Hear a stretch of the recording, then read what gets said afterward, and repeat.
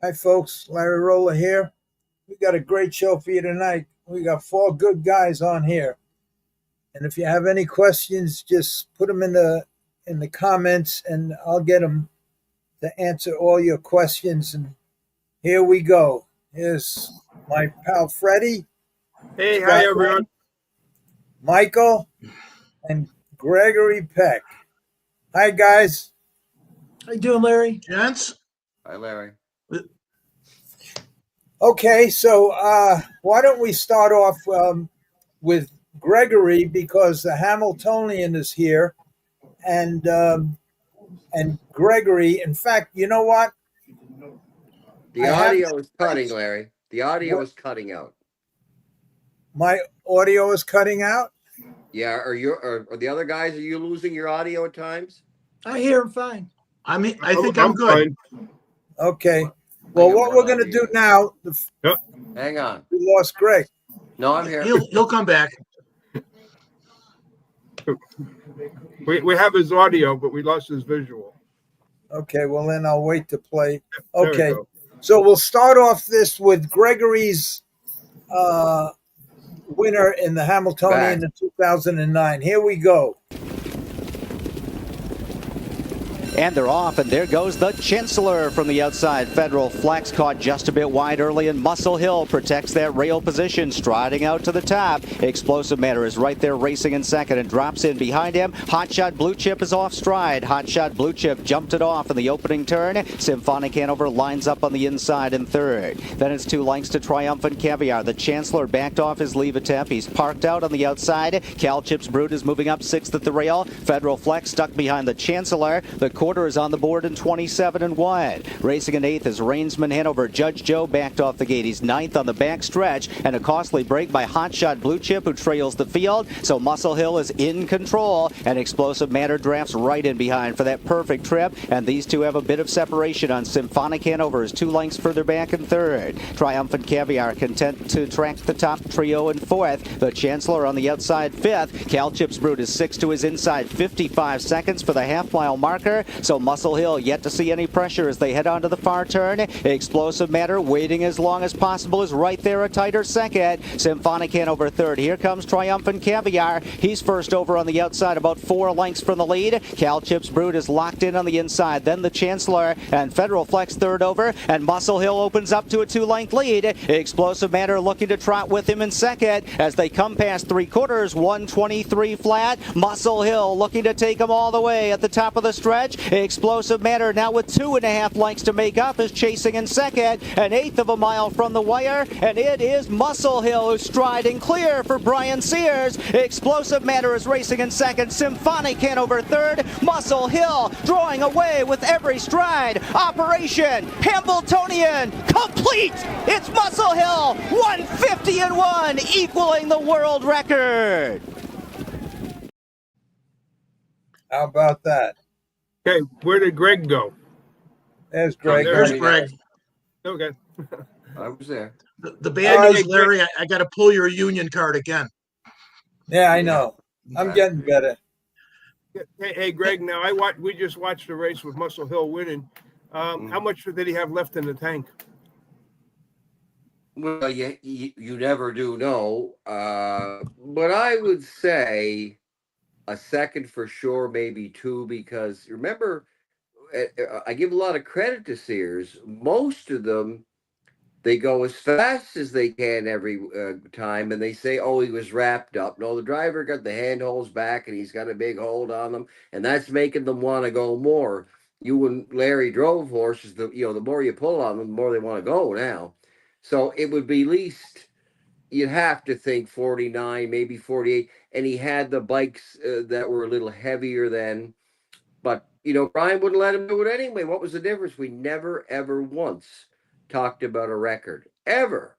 It's hard to believe, not once. We just let him do his thing. So, and it was, as Dean Hoffman, I love his line, said in the Hoofbeats, after it was all over, he said, a sport, the Hambletonian, is supposed to be a competition, but Muscle Hill turned it into an exhibition of trotting. Very Well- good. Very true. Yeah. Greg, can you take us through, like, from the moments you started training him as a 2-year-old? Well, he was good from day one. He was bought on Monday at Harrisburg, and then he came back to White Birch How probably much Wednesday. how much did you pay for him Sylvia at Hub- Harrisburg? How much did you pay for him at Harrisburg? 55,000. Right. And did you 55,000. have 56,000? And yeah, we probably would have. Well, we had it. Whether they would go or not, that's a different story. But what happened is it fell, and ironically, who the bid spotter was Dean Beachy, the guy, the auctioneer, the spotter that had been there for years. He got killed like with his son at Penn State. Out there was a very sad thing, but I can remember when Dean, got the gavel to fall. But how it worked out, I saw his video. Yeah, I said, "Wow, I never saw a video like that." And then when I got to the sale, he had a roach back, and I said, then I said, "No, you don't change your mind. This is, whenever you change, it's not a good thing to do." Anyway, we bought him. I get back to White Birch on Friday and started to go with him. And he would go around. Literally, Smed's Hammer had sets he had bought in Lexington a month earlier. And Muscle Hill would go around. He'd lap on them. Like, you were laughing. You couldn't believe. He had that kind of, what they say in the thoroughbred business, he had exceptional cruising speed. And he had it from day one. But he had some quirks, too. I went around and said how easy it was. And that it wasn't that easy. But he certainly, you had the tools to work with, but you could never speculate that kind of greatness because it's never happened before. How do we know it'll ever happen again? Was it always going to be Sears? Well, you're going to laugh at that too, and you're an Illinois guy. When he raced, I put Ronnie Pierce on at at Gateway, and he didn't show up because Tactor was qualifying, so he had to qualify them. So I drove him myself. When we're pulling up after Gateway, Sears says to me, or I say to Sears, "This is the one you want for the Hambletonian." He said, "Really?" I said, "Really." So I put on Brian J. Sears. The sheet comes out, and it says the driver is Stephen J. Searle, which is an Illinois guy, right? Or he was. Still It was just a around. mistake in the program. So Sears comes rushing off the bus at the qualifiers. "I thought you put me on the horse." I did. But you know what the interesting thing was? What if somebody else had have named Brian? Then he might not would have said, "Well, I don't want to, it's a bigger stable or whatever. I got to go with them." And then who knows what would have happened? We'll never know. But I'll say this about him: anybody with common sense could have trained him. Would he be as good? Maybe. Would he be as better? He might be. Would he be no good? We'll never know. Because what if he stepped on something? Whatever. Everything had to go the way that it did. Because when you think about it, the only, you brightly brought it up, Michael, and believe me, it was not. Only remote horse race looked like that night in Quoin. Every other time, well, in the breeders, see, Brian always claimed this. He says he only ever raced them once. That's in the Breeders' Crown for 2-year-old trotting colts because Jody came down and said he was going to beat him with Federal Flex. And they were talking that Ronnie was going to beat him with Explosive Matter. And Sears came out with a different look in his eye. And, down the back stretch, he had the whip on his tail and he locked, boom, 6 lengths. And he came back to the winner's circle and he said, "Oh, I hope I didn't hurt him." I said, "This is it. It's over for the year." He says he never raced them again. And watch him. Not like again. Now they're at that with the plugs in. Yeah, but they're leaning back and screaming at them and yelling at them and getting their feet in by their hocks and everything. They're chasing them to go. You see them doing it at the baby races where Sears, just drove them. And I must say, and I take pride, it wasn't an accident. We wanted to accent him in a certain way. That when he went to the stallion barn and he was like one of the theories of stallions is Tessio, says, who has all the stallion theories, that he thought that it was best for a stallion to go to the shed vibrant. And when we raced Muscle Hill for the last time in Toronto, on Breeders' Crown night. He about looked at me if he could talk, and he said, "Is this it? Is it? It's over?" Yeah, it's over.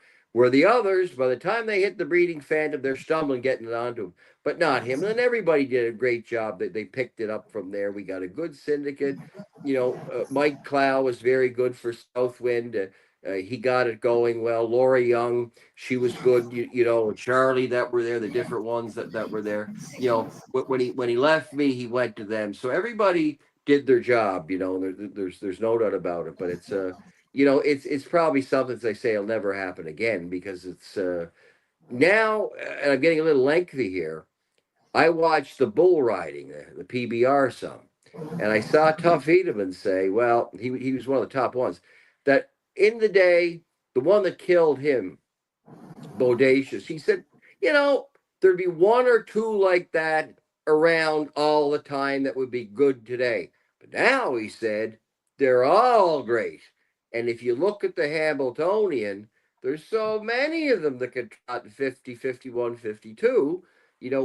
I do think the horses are still getting better, but he'd be the one that you would think but you never actually race them. He'd be the one if you ever came back, he'd be the one to take them on, because they are awfully good. I mean, you have Super Chapter not making a mistake. I talked to Jeff Snyder today, and he's been a client and a good friend, and Arthur Pronti, who owned the horse, very, very, he's been perfect, almost Muscle Hill like.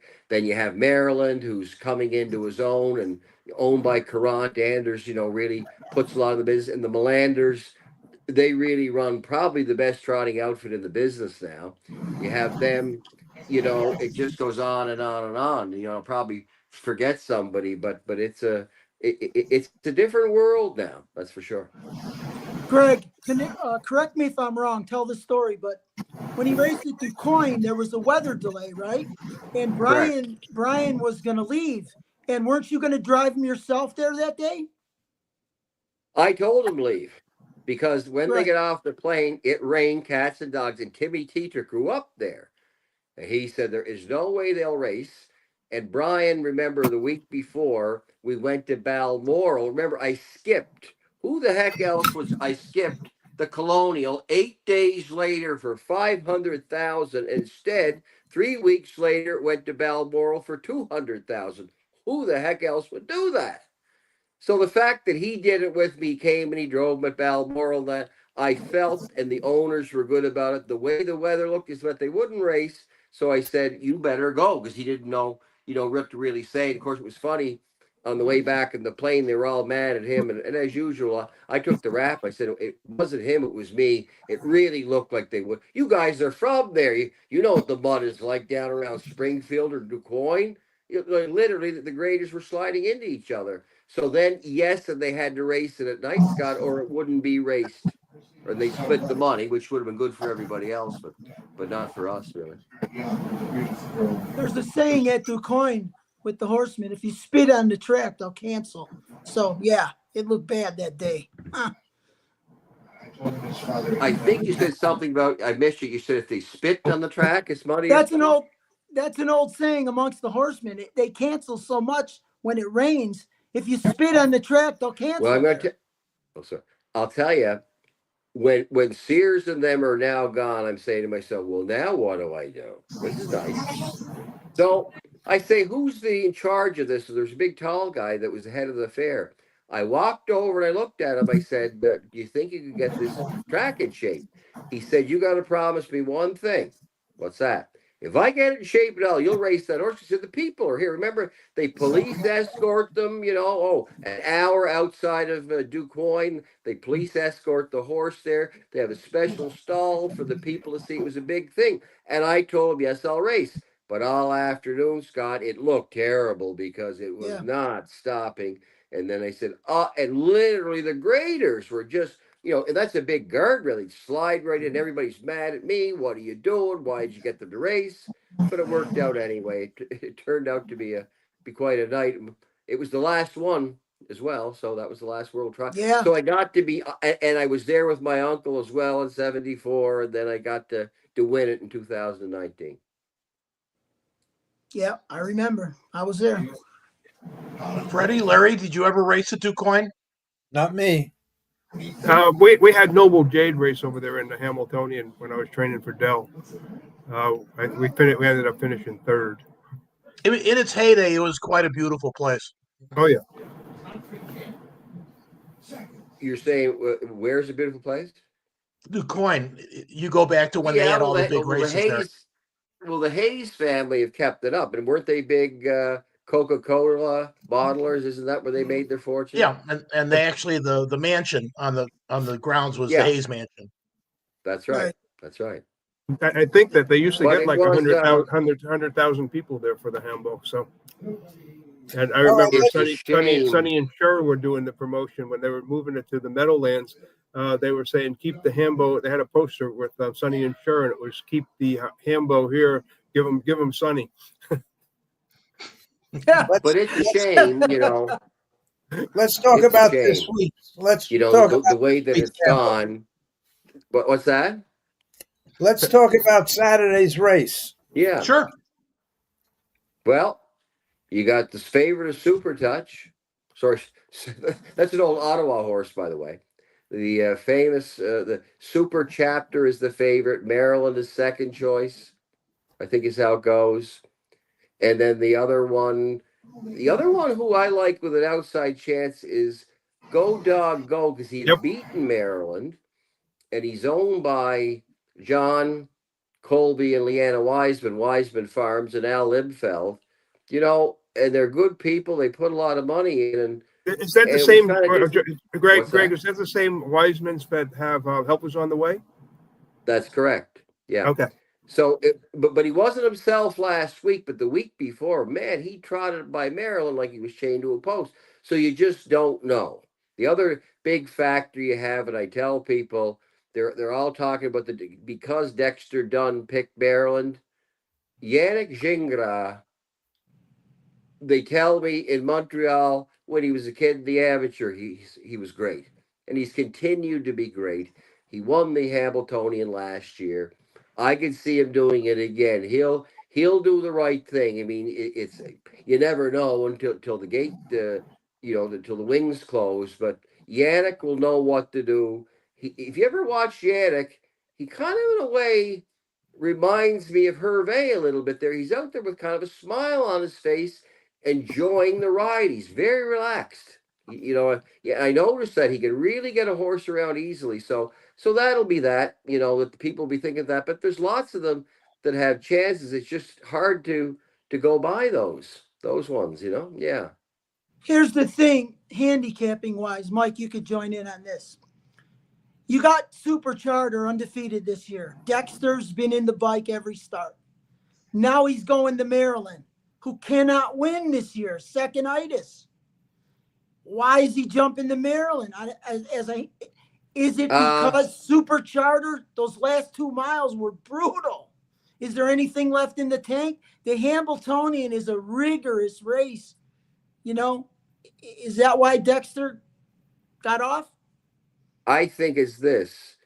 Anders Strom of Courant, that's a big stable, good guy, spends a lot of money.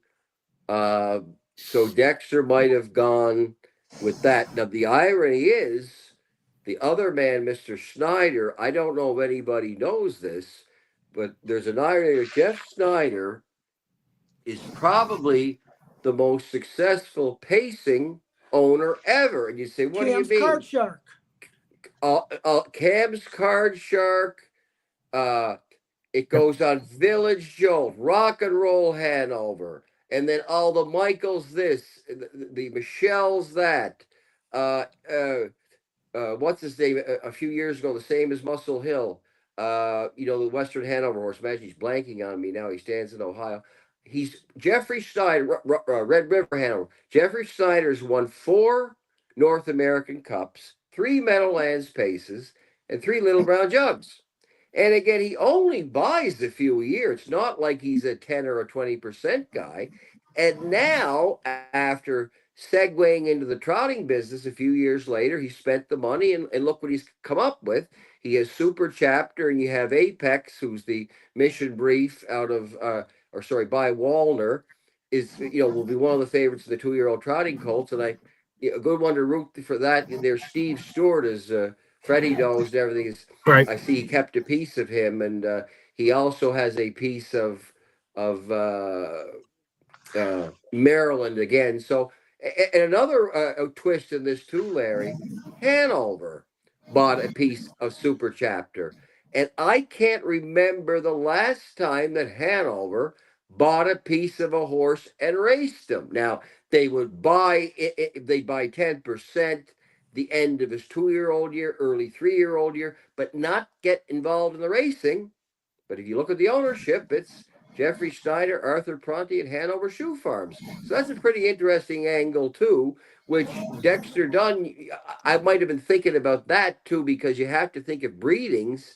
He's already, a Hanover Stallion. It's built into him. So that's quite a thing for the super horse. I'll give you my 2 cents worth. When Maryland, who was undefeated last year, came back to the races, came back to Vernon Downs in Empire Breeders, and raced against Super Chapter. And Super Chapter was bet into oblivion. And Dunn raced Maryland easy that day, first start of the season. Yeah. But the next start was the Zweig, and the Zweig goes for 300,000. So that's a real race. But again, Dexter took him off the gate, sat in the back, cruised him up, and raced very well. Just didn't win, but raced exceptionally well. Then he goes to the Dancer, and the exact same thing happens. He ducks him, and then he comes first over, cruises up, doesn't win, but races very well. And then last week does the exact same thing again. I couldn't believe that with a $1 million race and you get to pick your post. But he did. He raced him conservatively again 4 straight times, and I think we'd all agree that was his best race last week. He was really coming very strong at the end. So they've been managing this horse for whatever reason. I don't even want to speculate, but I think you're going to see his race, and the fact that Dunn comes off an unbeaten 3-year-old horse to go and drive that horse, that's a very bold statement by him. So, well, it's a big shot of the arm, but they've been wrong before. Of course, it happens. You've seen in big cases. Our favorite driver, who you had on Freddie's show today, O'Donnell, will tell you he picked off a Mac Lobel, but it looked like the way to go, But then he ended up, say, with Annihilator, when Houghton decided not to drive. That's kind of the way that it goes, And I've seen that over the years where and I always tease Ronnie Pierce. If Ronnie had have been at Gateway that day, he would have ended up being the driver of Muscle Hill. So, so many things can happen. They drive in so many big races. They got a lot of decisions to make. Are they generally right? Yeah, but this was such a close call. Because I'll say it and say it again. Super Chapter's kind of done it Muscle Hill-like. Very nonchalant, calm, does it very easy, steps off by a couple lengths, finishing, and that's about it. And if you looked at the Go Dog Go, a couple of weeks ago, for John and Colby and Liana, he won easily, but then he just wasn't as good the other night. So it's sometimes the 10-hole can end up being a good spot. Believe it or not, I've had it, and it's ended up being a good spot. You don't like it, but it can be. And my other observation was I didn't want to interrupt you, Scott, but this was the first 24-hour detention for these particular horses, and it was fairly obvious to me that the 24-hour detention affected almost everyone this year. Even if you go up and down the 3 winners of the Hambletonian Elims and the 3 winners of the Oaks Elims, even the winners were starting to retreat, some of them coming to the wire. These horses were just really extended. Now, every individual is different, and maybe Larry could comment on that, and Scott could comment also, and of course, Mr. Peck. But these particular group of horses in the Oaks and Hamble really seemed to be struggling. Those horses really were struggling down the stretch. That was my Last point. week, The you mean, Michael? Hambletonian, it's a taxing race to begin with. I mean, all you got to go through and the crowd and the people, the horses get nervous, whatever. Now with a 24-hour detention, it's more. I just think that Maryland is sitting on the race of his year, and Super Chapter, they're going to run at him. They're going to go. They're not going to let him walk. Somebody's going to go after him, and Maryland's going to be in a perfect spot. Dexter, he wins all the big races. Well, I mean, that's just my opinion. Maryland came his last quarter in 26 seconds. That isn't walking to me. 26 flat. No, I'm saying Super Chapter they're not going to let him walk on the front end. They're going to be at him. And But Maryland's I going to think end up in a he good looks spot. to me like he can do anything he wants. He's a gentleman, that horse. He'd go forward, take back, go to the middle, whatever he looks like to me. But I do agree with Scott manners. that the early part of that race is going to be a lot more contentious. A, it's $1 million, and B, it's a 10-horse field. And even some of those outside horses, including the horse you mentioned, Mr. Peck, Go Dog Go, he's not going to sit 10th. Those horses are going to try and get into the game in case something happens where they have a possibility to win. Well, the other thing about that is that, you kind of never do know, but if the Hambletonian, take like what Muscle Hill did it, the turning point was, you could choose the post positions. So I got a call from Mr. Sears on the way to the press conference. He says, if we get first pick, what would you pick? He said, let's pick 5 and rock from there. I said, 5? If I can get the rail, I'm taking it. Adam Victor chose 2 for Explosive Matter, and I chose 1. The rest is history. Sears let him leave out of there, and he just took charge, and that was it. Now, this does not appear to be that type of race. I mean, because, again, they can all go fast in there. I go back to the analogy of the bulls. They can all buck hard. Now, these things can all trot fast now. It's really something what they do go. And I'm sure it's a sign of the times. It's evolution. The way the kids and the equipment and the fractions and, and taking out the hub rail was certainly something that speeds things up. But, it's not a predictable race because it's not one where you can pinpoint one that's going to get away third, brush the lead, and it's over. Right? I can't see that. No, definitely not. Definitely not. I think what Scott said, that he won't have an easy time up front. But what if he kind of floats out of there and gets looped? And right around the 8th pole, they should be kind of settled in. And then just come charging at whoever makes the top. Then whoever makes the top is not going to park him. And then he'll be the last one to make the top without ever using his horse. Remember the Melander stable has 4. Melanders have 4 horses. It's got 4-horse entry. Yeah. Are they coupled, Freddie? I never looked. No, They're not. No, they don't couple anymore. Well, because now, listen, in fairness to the New Jersey Racing Commission, the Meadowlands, and that, they've had to go to the not coupling. They couldn't fill fields. It's a problem.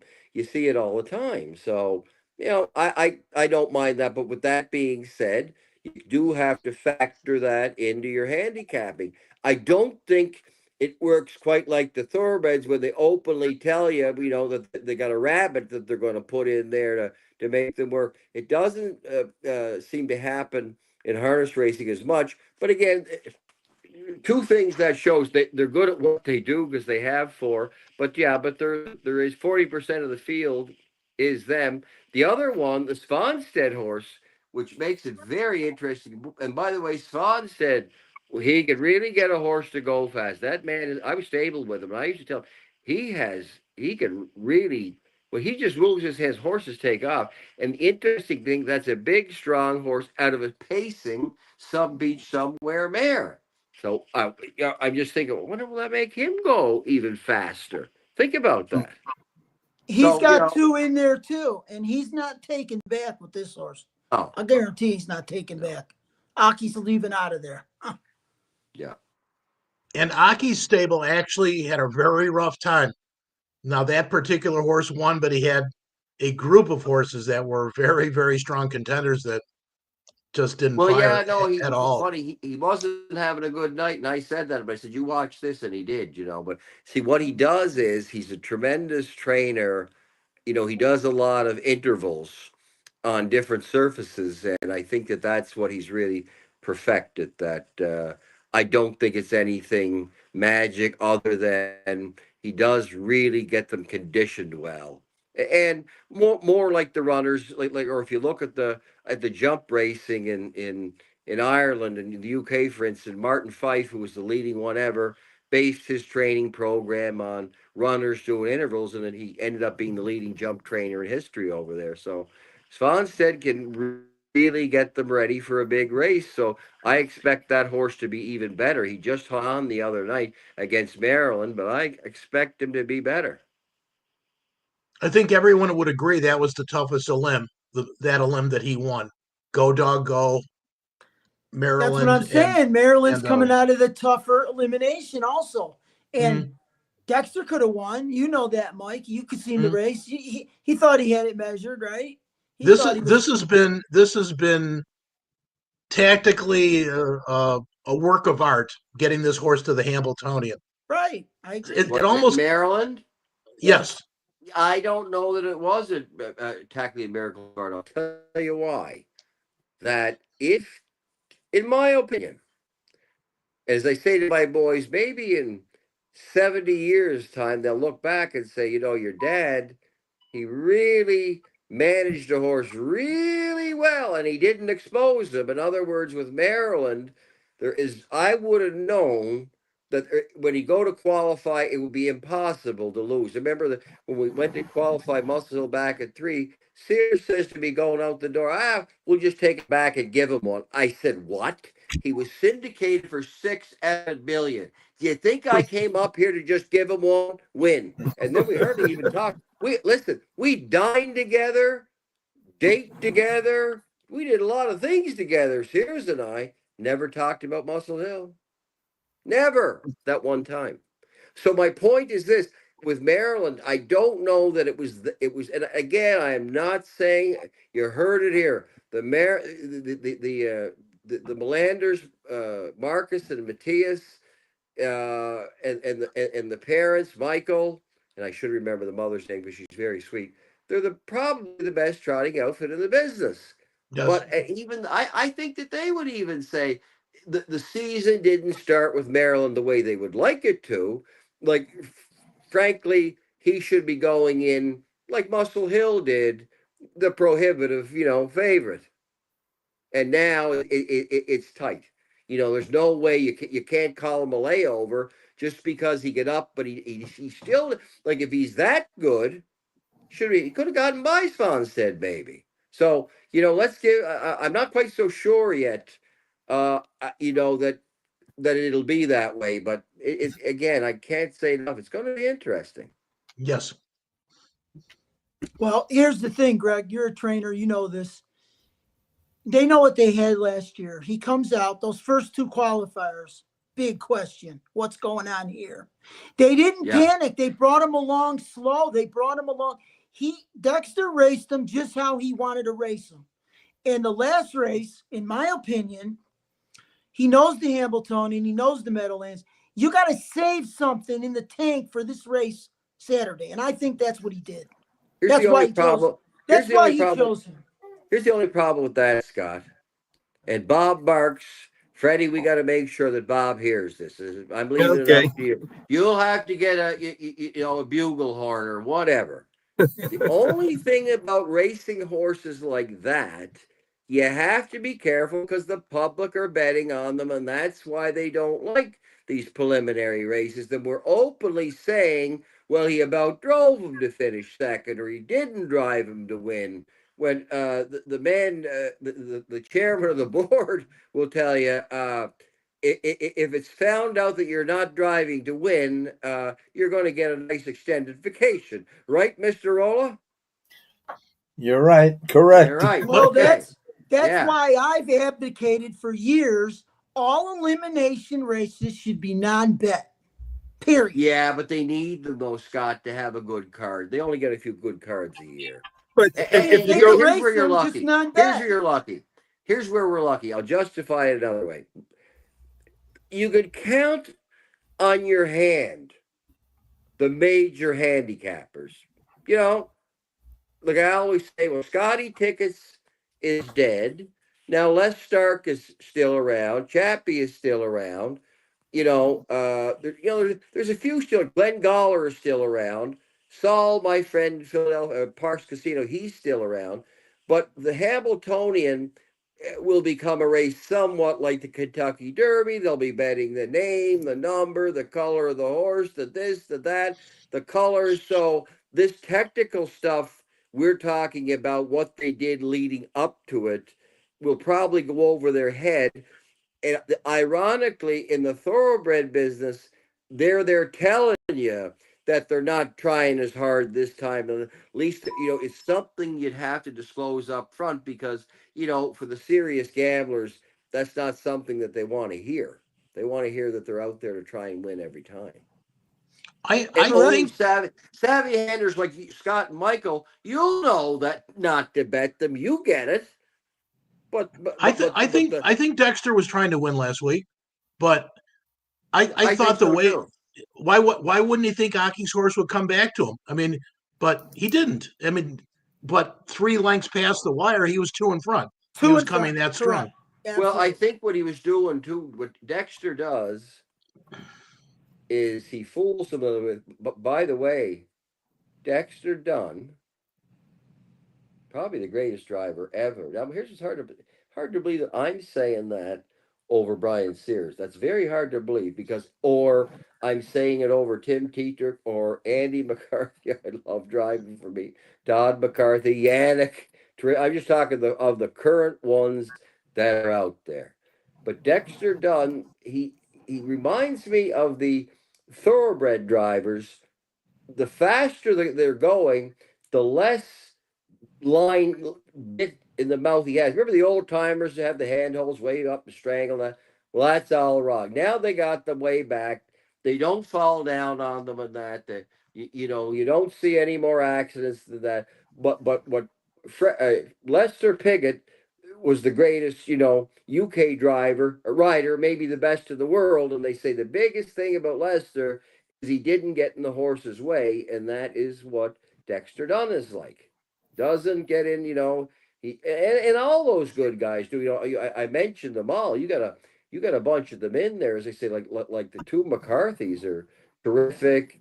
But I've always said about Yannick because I've known him for a long time, and you got a lot of good. Scotty Zeron is Mr. Money, and and he is great. It's Rick Zeron. He gets it honestly because Rick was a great trainer and driver. And if I forget anybody, I'm sorry, but there's a lot of people that you got to give credit for in this deal. Let me stick my 2 cents in. I've been out of it for a lot of years, 30 years. And maybe this don't even apply today because of the breeding and the kind of horses they are today versus when I was in the game. But I remember there were 2 or 3 trainers. I'll just name one, Stanley Dancer. Sometimes these 2-year-olds, you race them. Naturally, you race them to win. There was a lot of big stake races back then, and they come back at 3 worse than they were at 2. Could that be? I think Maryland had maybe 9 or 10 starts as a 2-year-old and win maybe 6 or 7 of them. Could that be the case that maybe he gutted him? Just maybe gutting is not the right word, but maybe used him up a little bit and then bringing him back as a 3-year-old. Maybe that's why they just kind of eased him into this thing and hope he get better and better. Would that does that argument have any merit? Do you mean are you talking about Maryland? Yeah. Yeah. Well, yes, because he just won it was a close Breeders' Crown that he won. I forget. Are experts, Michael or Scott? Do you know how much he won the Breeders' Cup, Breeders' Crown by in Indiana?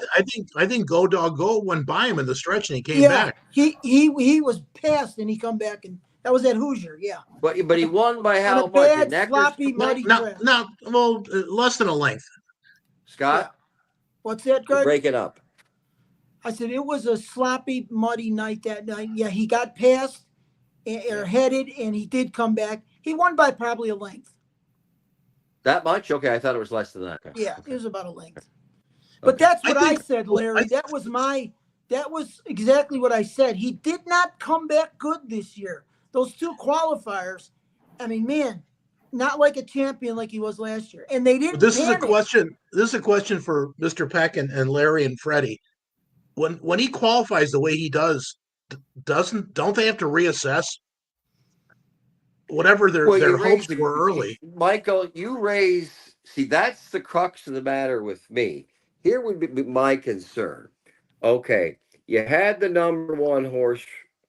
Okay. And you come back and you finish like 3rd or something. Especially if they're syndicated. Imagine if I had brought Muscle Hill back and Brian sat him last at the qualifier and finished 4th. What would people think? So, you're raising a really good point there. And they have the facilities. I would train them until I knew they were ready to win the qualifier easily, because I wouldn't want to have any chink in my armor, because you're presenting a stallion is what you're presenting. I don't want any. Listen, there's enough doubt about a horse. I'd rather not, add fuel to the fire by letting him get beat in a couple qualifiers. Great point. Great point. Don't you think also you get the confirmation that this is a speed horse at 2 that was on the front almost all the time, that they have never put on the front since those qualifiers? Not yet. Not yet. Not yet. You think on Saturday? I think I wouldn't be see him shocked. there. I wouldn't be shocked either. That's what I'm saying. They have 4 in there or 3 in there. How many's Blender got in there, Mike? 4? 4. Yeah, they got 4 in there. He's the one that they want to win the race with. Let's say that, okay? He's going to be up near the front. Say, no. I'm saying I if would they say wanted it's to win between the race. Super Chapter and Maryland. Correct. But Dexter chose I off. get He that. chose Maryland. Yeah. So I would it wouldn't shock pick me if he was on the lead or up close. I would pick Super Chapter, because as far as I'm concerned, they all have to do where he's been already, what he's done already. So yeah, that's a good point. Second, they still have to do what he's done, and the fact that it's very possible, even though nobody really answered that question. Maybe I think Greg says that's possible that maybe what Greg said is true. What if they just went a little bit too much too fast as a 2-year-old with Maryland, and then bringing him back? What Greg says is true, or what Michael says is true. Why finish up the track? Why not win the qualifiers? I mean, it's nothing to win a qualifier. Especially the qualifiers. You want to have it. So again, there's it's a big enough question. I remember who did do it. Sears did it with Chimpanzee. When he came back, took him back to last the qualifier and finished last. And I'm thinking, I should have told Marcus and them, tell him going out the door. By the way, this was the top one last year. No doubt it worked out. And when those guys do that, like Brian did, he really does think he's doing in the best interest of you and the horse. But as the owner and the trainer, your heart is in your throat for the next week, hoping, Or I always felt, gee, maybe I just taught them to lose. I don't like that either. Mm-hmm. I think I like almost everything that Gregory said was in my opinion was right on. And the fact that when he said that I train my horses so when they're in the qualifier, they're fit.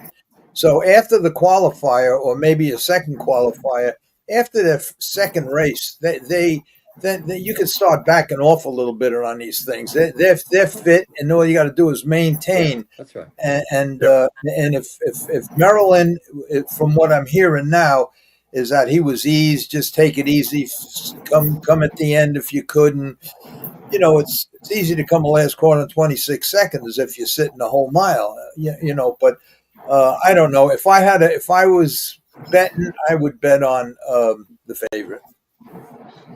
Yeah, it's going to be, as they say, there are several in there. The weather looks good. It's going to be interesting. Yeah, it's. I just don't. But as per usual, you pretty well got to focus on the morning line. It's been that way for years. And just But like Greg said, Super Chapter, he don't have to be in front, no, and you do even whatever you though want with them. he has a Remember, he has remember a the guy, eliminate. he's got a guy Remember the driving eliminate. that likes Oh, to be sorry. there, but he don't have to be there. And In the eliminations of the Hambletonian, Sears took Muscle Hill back. I was shocked. Took him back, came second over, and jogged. There. So he could do that too. Like, everybody thought he'd ease his way to the front. No. Took him back, second over, jogged, and the next week he went wire to wire, huh? So it was just I think the super chapter, he really, really has manners of all of them. He has exceptional manners, and that helps a lot. That he has a mouth, kind of like what Sears used to say about Muscle Hill, like driving a little sports car. Larry, if a horse has a great mouth, and Freddie, you can do anything you want with them. But if they don't, it's hard. Then you are getting in their way. You are giving the resistance, but super chapter looks like he could go around there with no handholds and wait. He's got a great mouth. He's got a great attitude. He's well bred. You know, and I'm not saying just him because we have too many. But I'm not like everybody. If I was to, who I'd like to see win would be super chapter, or I'd like to see the Wisemans because they were with me and good to me and good to a lot of people, and they bred that horse Go Dog Go, and up until last week he looked to really be one of the three or one of the two for sure because he had beaten Maryland. I think if he don't get roughed up early, and maybe just take him back, or like I said before, just keep your eye on if there's a bunch leaving for the outside, get Luke, be the last one to the top. You'll be at the top before the quarter pole. There ain't nobody coming at you for the next quarter of a mile after that. And so he made the top easy, and then the race should be over from there, I think. But if he just leaves, in my opinion, if he just leaves, makes the top in front of the outside horses that are leaving, and they challenge him, he's either going to have to give up the lead and retake, or he's going to have to park him. So if he don't get roughed up, I think he's a winner. And you might get a good price too. You might get 2-1. It's possible. I don't think so, but it's possible. I think they're both going to be right around 7-5 or 3-2. Now, obviously, we're saying that one of them might be 6-5, and the other one might be 9-5. But there's just too many abject long shots, I think, for them not to be bet as strongly as they're going to be wagered on. I got a funny question. How many trainers do you think that have horses in that race are going to check the air in the tires and the bike? Well, I got a story for you on that one then.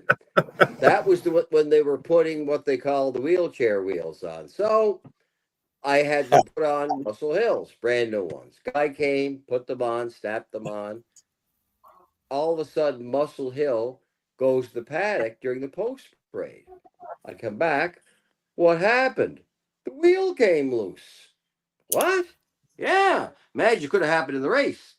So I call the guy. I'm sorry. It's this. It's that. We go to Balmoral for the American National. Sears scores about once. No. Came loose again. And that's how he won in Marcus Miller's pink Tom Harmer bike, Yeah. Do you remember that there was a race with Dancer about Another 50 years interesting thing ago? before I go, Yeah. what I'm hoping for the Hambletonian, well, we're hearing some positive news about a possible casino by 2027 in New Jersey Because Right. let's face it, New Jersey is number one. It is. In harness racing, I mean, I got to see it. In the shadows of Manhattan, the best have always come there. It's the same in the other sports. I got to see it within whatever it is in the New York metropolitan area. So I'm hoping, that Corral has been saying some good things, and he hasn't. And I know him very well. He's not the type to be over boisterous or embellish in any way. So if he says that, he must think it's going to happen. Freddie, you've been awful quiet tonight. Well, I'm just listening. Everyone's got some really good points here and some good stories. Freddie, I wanted to say about the thing with Dancer 50 years ago. I think it was in the Futurity or maybe the Hambletonian, but I think it was Super Bowl. He had a flat tire going past the quarter, and he took his body and shifted it all the way around and took his leg and was up against the shaft of the bike, and he was sideways, and he won and with a flat tire. But that was 50 years ago. I don't know if you do that today. I know a lot of races that someone came back with a flat tire after the race. I know for years they try to make tubeless tires, solid tires, but I think they used to roll right off the rim. That's why you're around the turns. That's why they. I had one take I've had place a couple win with flat tires too. Yeah. Mm-hmm. I had one over at the Meadowlands. Now, this was a funny story. I had a trotter in there called Buccaneer, and he had won the week before. He's in to go this week, and he was a horse that you didn't warm him up. You just walked him around the track once. That was his warm-up. And so he basically excuse me? Sorry, Freddie, go ahead.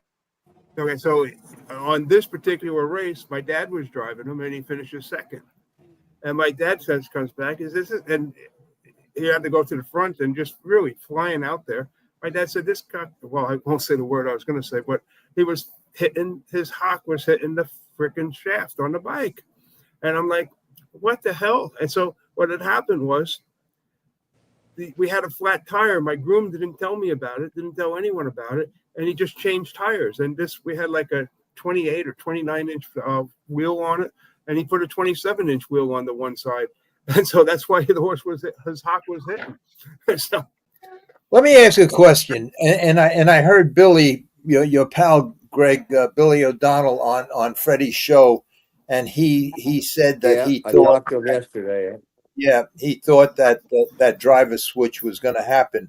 Why do you think? I mean, why do you think it had anything to do with the trainer, with the owner, with? Well, I mean, what? Yeah, bigger account. He thought. Courant Anders Strom, great guy. He has a lot of horses, and I think that would, and he drives a lot, not just for Melanders, but for Anders. The only thing is they are factoring. They got to think about, I'll say it and say it again. Jeffrey S. Snyder, 4 North American Cups, 3 Meadowlands Paces, 3 Little Brown Jugs, multiple Breeders' Crowns. Why not the Hambletonian? If anybody is going to get one like that, he'd be the guy for me. So if and it was on that note, what's that? If it was a political move by the driver, then it's more reason for me to think that Super. I think he probably see the fact that he stuck with them last year, and that he let Scott Zeron drive him once this year. Right. I kind of think that he probably is like we're all thinking that he finished up well. The best is yet to come too. Could be that, right? It's that of the bigger. But anyway, gentlemen, I want to thank you. This is where I get off. So you guys can now talk the handicap because I don't know much about that. But you should have a great race. Larry, I love the show. And Larry's wonderful. We love his show. Thank you so much for coming on, Greg. Thank you for inviting Freddie. I'll talk to you soon. Scott and Michael, we should get together and communicate. Sure. We shall do that, sir. Down the road. We'll see you down the road, Greg. Best of luck, Good sir. night. Hey, Greg, before you go, Yeah. tell the audience about some of the other horses that you've had. You've had other great horses other than just Muscle Hill. Well, Holiday Muscle Hill, Road. Holiday Road, Right. Lady Matt Ghislaine, Polone Ranger, Right. earned $1 million for, yeah. Who else? My Back Pages, I'll be a Windsurfer, earned near $1 million. You start to kind of play with a full deck, Fly Like an Eagle. They won the Winter Series at the Meadowlands. I haven't had that many horses. That's the funny thing that yeah, but I've had, quite a few good ones, that's for sure. From Above looked like he was going to be the real deal, but he went into the Breeders' Crown 2-year-old as the favorite, like in 2011, got hurt, or we might have done it again. Holiday Road got hurt in the detention barn at 3, or he might have done it again. But I've had my share, that's for sure. But I'm lucky to know some and learn from nice people like you, and that's what keeps it all going. Okay. Gregory, say hello to my pal Billy O'Donnell I for will. me. I know you talk to him every day, and Yeah. I spoke to him. I spoke to him or texted him something about 2 weeks ago. I asked him how his foot was coming along, and he said Yeah. they wound up not operating.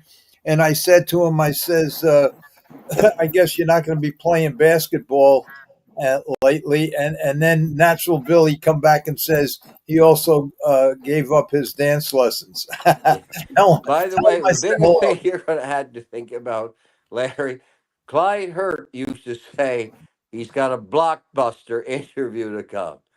If Freddie wanted to, he's got a blockbuster interviewee he could bring aboard. Couldn't you, Freddie Hudson? Okay. What? A man with what? Like JR in Dallas, huh? Yep. Who shot JR? Remember that? Yep. Thanks, guys. See you. Right. Thank you, sir. Have a great Bye, evening. Greg. Bye. You Thanks too. for coming on, Greg. Okay. Larry, just so you know, in today's racing, all the drivers have their own race bikes. They all use their own. They all got 2 or 3. They line them up in the paddock according to the size of the horse. They pick what bike they want, and you don't touch the drivers' race bikes. They handle all that. Now I'm sure I only hope the people and I'm aware of that they wash them and they clean them and they polish them. I only hope 2 things: that they don't put pledge on the seat, and they check the air in the tires, because I know that when the trainer says okay to the groom, go get the bike, the air in the tires is the last thing they think about. But it's an important thing, and a little not the right amount of air. You go around that turns at 35 miles an hour, and they bend a little bit, and you're gone. It's over. Well, I will tell you this. Larry, I Yeah. will tell you this, that at Hoosier, every night, the Trace Tetrick, DeLong, all your Marv Luna, they all come in early. They all check their tires. They all are putting air in their tires. They're all checking their wheels.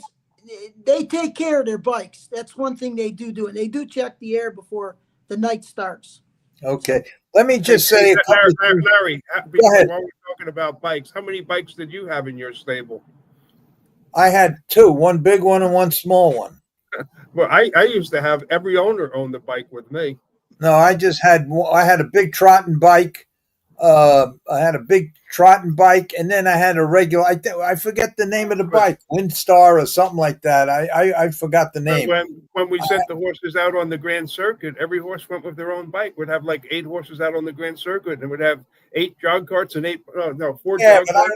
I was out of the game by then. I was out of the game. Well,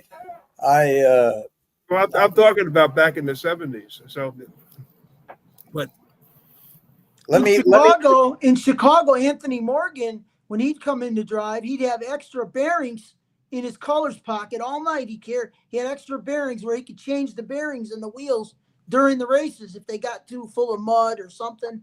He would change the bearings in the wheels.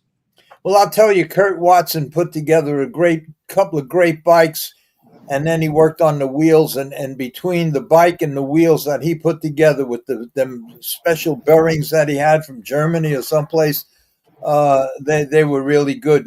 In fact, I mentioned it once before. You could lift that bike up and just spin the wheel, go to lunch and come back. The wheel would still be spinning.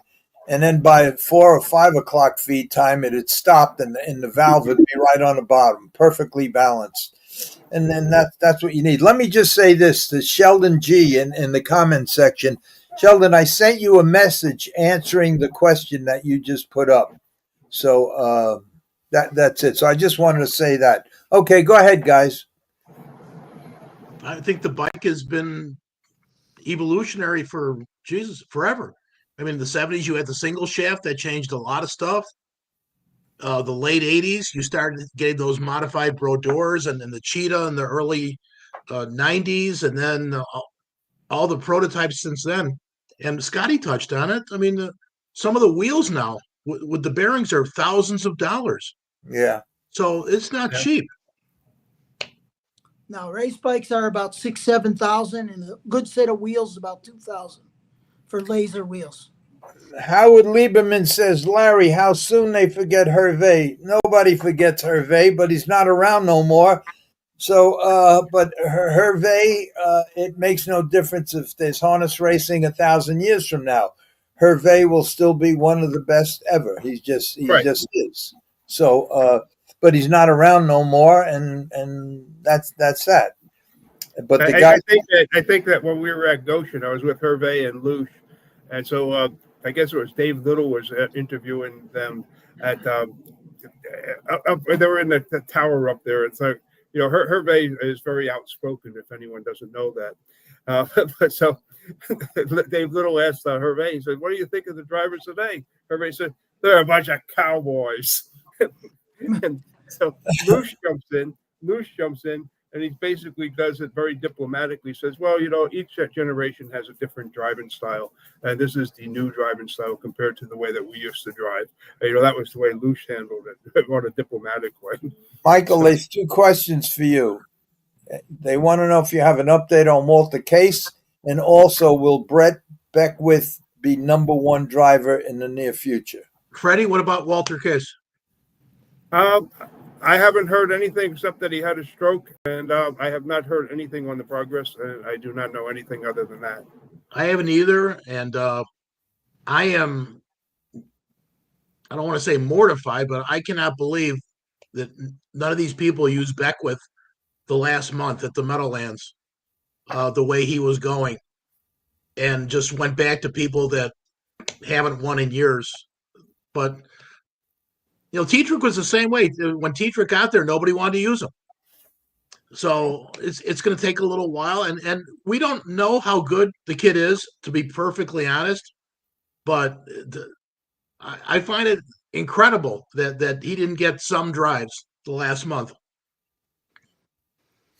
Here's another question by Howard Lieberman. With all you experts, and I'm saying that with a lot of respect, if I turn the time machine back, I put Herve on any horse with any bike, and his hands and his timing and his prime, he would win. Well, I have something to say about that. Herve didn't have to be in his prime. From the day he started, when he was 13 or 14, he was just a natural. With the bikes, without the bikes, single shafts, no shafts, anything. He would be, no matter what generation you put him in, he'd be at the top of the list, in my opinion. He was just a natural with impeccable timing, and many times all of these great drivers today, including this Beckwith kid and all the Dexter and all these young kids today, they drive one horse and they're really good at it. Herve sometimes drove 3-4 horses in a race and was really, really good at it. So Herve, we didn't forget about him. He's not around no more. There's no sense in keep bringing it up. He was just, in my opinion, in a lot of, even Michael LeChance, he was the best that there ever was and probably will ever be. I agree with that. Even though some of these kids today are unbelievable, but But one of the things that people forget about Herve is he had like a photographic memory. He just remembered everything. If you ever played gin rummy with him, which I did many times, he basically remembered every single card that was played. And when he also remembered every single horse that he raced against, and he remembered them when he was racing against them. And so he was very, very sharp that way. He had a fantastic memory, which really helped him in his driving too. So I will still go with Campbell. Never seen a greater tactical driver in my life that could just pop up in the right spot more times than not. Now, of course, when you're having a lot of success, you drive for a lot of big outfits. But tactically, Dunn's the only one I think, to me, that's even remotely somewhat equivalent. That Dunn just seems to be in the right place a lot, especially in the big races. But my recollection of Campbell for 15 or 20 years is you just had to shake your head. Most of the time he's beating you. Scott knows this, that you just look up and here he is again. He's second and third over. They're battling all the way around. Who's in the perfect spot? Campbell, all the time. Your great drivers are always in the right spot. They're always in the right position. And also there's great drivers, a lot of good drivers. There's money drivers. John Campbell was a money driver. Big races, he didn't get rattled. He didn't get flustered. He got the money. He won. That's what John Campbell was. You got to remember one thing too, is that to be in the right spot, you have to have the right horse. Correct. Right. I knew you were going to say that, Larry. I knew that was coming. True. But there's a lot of drivers that have the them. horse and they end up completely out of position and asking the horse to do something he shouldn't do. It's very hard to say who the greatest driver is. There's a lot of really, really great drivers, and I don't want to take anything away from. If there was a Mount Rushmore for drivers, Herve'd be there and Campbell would be there. Oh yeah, yes, Alvin and Nance would be there too. Not taking nothing away from John. I think possibly LeChance could be on there too. LeChance would definitely be on there. My locker at the Meadowlands was right next to John Campbell's. And I seen him come in on crutches. I seen him come in with, when he took his pants off to put his colors on, he had steel brace on his knee. You had to help it. Unbelievable. Yep. In pain and everything else, no matter what. He showed up all the time. He showed up for qualifiers with, he was unbelievable. And everything Scott said about him and Michael said about him is 100% true. Oh, yeah. One of the greatest of all times. But I'm just saying, when you say that they're always in the right place at the right time, you got to have the horse to get there. You certainly do. And great drivers make the fewest mistakes. And I think we're seeing it again with Dunn. I think in 10 years, we'll be talking about Dunn the way we talk about Herve and Campbell. That what he did for the last 10 or 15 years is going to be looked upon like one of the great achievements of harness racing history. No. Absolutely. If you look back to last fall at Dayton Raceway, they had their big night. They had all big races, all their super night races. All Dexter did was show up there and get on horses he never really drove except for the good mare. What was her name? Jiggy Jog. Mm-hmm. Jiggy Jog, yeah. And he jumped. I think he won 7 or 8 of the races that night. I mean, big races. That's why I think Maryland, they're trying to win the Hambletonian with that horse. They don't care about anything else this year. That's all. That's all I was saying. You know what's great about driving with great drivers, like at the Meadowlands where everybody's good? You could. Oh yeah. You take a lot of guessing out of the moves that you want to make because you know that them guys, you're sitting fifth, and you know that guy sitting second or third or fourth. You just know that. The guy ain't coming out of 2-hole. The guy ain't coming out of 3. You just know because they're such good drivers and such good judgment that you know what they're going to do, and you know basically if you're sitting third, you're basically fucked. racing with them guys, because there ain't nobody coming out of 2-hole unless there's a 30-to-1 shot cutting it. But so it makes it a whole lot easier where when you drive at a place like I drove at all these Mickey Mouse racetracks, these guys, I hate to say this, but they're not good drivers, and they're coming out of 2 holes. They're coming out when they should. They come out and go backwards. They're half in and half out. They're all over the place. Where it's so much easier to drive with the best because. Yeah, Larry, I'm going to point out something else also. If you're driving a horse that's trying to fall down the whole mile, who do you want in back of you? I mean, you want a Campbell, or like we go back, you want a Chapman or Gilmore or Herve, because they're not going to be right tight on you because they see your horse is trying to fall down. All right, my friend Eric here. This guy's been on the show ever since the first show I did. I think 150 shows I did, or podcasts I did. He's been on every one, and somehow, some way, somebody blocked him last week. Eric, it wasn't nobody that I know of, and if it was a mistake. Even though sometimes you come up with stupid comments, but you're still one of the regulars, and we respect that. And we will ask Michael the question that you want. And here's his question, Michael, about NBA player arrested for bad check and baseball player suspended for gambling. What do you have to say about that? I think gambling's the new national pastime. When I walk into restaurants and bars in my youth, the guys like us, we talk football on a Sunday. We talk that, do you like the Bears laying 7.5 or whatever? But those conversations only occurred with kind of wise guys, right? Now you walk in, there's these people, girls, they're watching the event and they're betting on live television, per play, if the guy's going to be out. I mean, you can't get away from it. And all these kids today all gamble. I'm not saying they're gambling on harness racing, but once you've established that they're gambling on their FanDuel app or their DraftKings app or MGM or whatever, they're going to eventually get to racing. I'm not saying they're going to get sold on racing, but they're going to be, they're going to be watching it without question. And did you ever think that we would be on television? Naira's on television 25 hours a week on Fox Sports 2. Is anything on TV more than New York racing? Wednesday through Sunday from 1 to 6. And then the Meadowlands, they'll be on this week. The Meadows was on last week.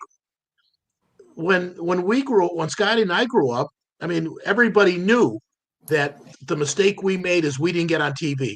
We screwed up as an industry. But that's starting to get fixed here. I only wish that the people that ran harness tracks thought like the people that ran thoroughbred tracks, because the thoroughbred tracks on the weekends, I mean, these big races are so huge. I think the Whitney, that card might do 40 million Saturday, and the Travers card might do 60 million because they're on TV. That changes everything. I just wish we had people that were more proactive, because I think our Saturday product has to get better. And if you have to drop a night of racing to do that, then that's what you have to do. But we all go back to a time when the Saturday cards were unbelievable, right? Whether it be the Meadowlands and Yonkers in the 60s or Sportsman's Park in the 70s and 80s, the Saturday cards were unreal. You can't have the Saturday cards that you're seeing when you go on the USTA card. I'm not talking about this Saturday at the Meadowlands. That card's great. But the Saturday cards are atrocious. It has to get better. Eric, I put your question back up, and this question was, Larry, I don't make stupid comments. Thank you. Now, like I said, Eric is a regular. He's part of the family here. I believe, Eric, why somebody blocked you last time. I think you made a comment, something about being gay or something like that. I'm not sure. I shouldn't have said what I said, But if I'm right, just don't say them stupid things no more. And if you didn't say it, I apologize. Okay. Michael, you know that Hoosier is on Fox Sports 1 now. Gabe Pruitt, and I don't know if you guys know Gabe Pruitt, but he's phenomenal for racing. He's unbelievable. He's turning Hoosier around every way. He's got Fox Sports broadcasting the races at least twice a month that I've seen on TV, Fox Sports 1, and he does the broadcast with the girl from the Meadowlands, the dark-haired girl. But Just gotten. Just gotten, right. And they're on Fox Sports 1, and it's huge exposure for Hoosier. Mm-hmm. I mean, you know, like you said. I think they have a big card coming up this Friday. Not tomorrow, but a week from Friday. Right, week from Friday, right. But, yeah, you got to get them on TV. And in my opinion, as a horseman and a bettor, is that there's too many tracks, too much racing. If you go back, Michael, you know this. If you go back, Chicago had the greatest thing, dual simulcasting. They used to run Maywood and Balmoral. They'd alternate the races back and forth to where one race wouldn't run until the other one ran, and then they'd go back and forth. They wound up simulcasting one card and live racing the other card, and everybody was interested in the races. The handle, Mike, you know this, was off the charts. That's how we got Balmoral into Las Vegas, by doing that. Exactly. Because of that. These tracks nowadays, I mean, come on. If they cut down on the number of tracks that are irrelevant, I mean, let's just say nobody bets them. Buffalo Raceway, Pocono Downs, nobody bets these tracks. You're taking away some of the gambling dollar that could go other places, real racetracks. I'd like to see if they're this overlapping and nobody could see, you know, what's going on. They got to get with it. And Kentucky is doing it. But the knock on Kentucky, and Mike, you can address this because you're there. Mm-hmm. Oak Grove only goes 2 days a week, Mondays and Tuesdays. Now, as a horseman, they race 2 days, 12 races a day. I can't bring 20 horses to the new training center down there and try and race 20 horses at Oak Grove. Because what am I going to do? Have 10 horses in Monday and 10 Tuesday? I'm not going to get in. No. So the knock on Oak Grove is you can't get in right now. Nobody could get in. Okay, let me answer another guy that's always on the podcast all the time every week. Larry Cox, he says, when a driver scores a horse, can he tell if a horse will be good? Now, I also see 2, 3, 4 questions down. My friend Manny answered for me. So there's 2 answers, one from Manny and one from me, Larry. So you could pick whichever one you want. I think Freddie should answer too. Manny says, no, but you can't tell if he's good, but you could tell if he's lame.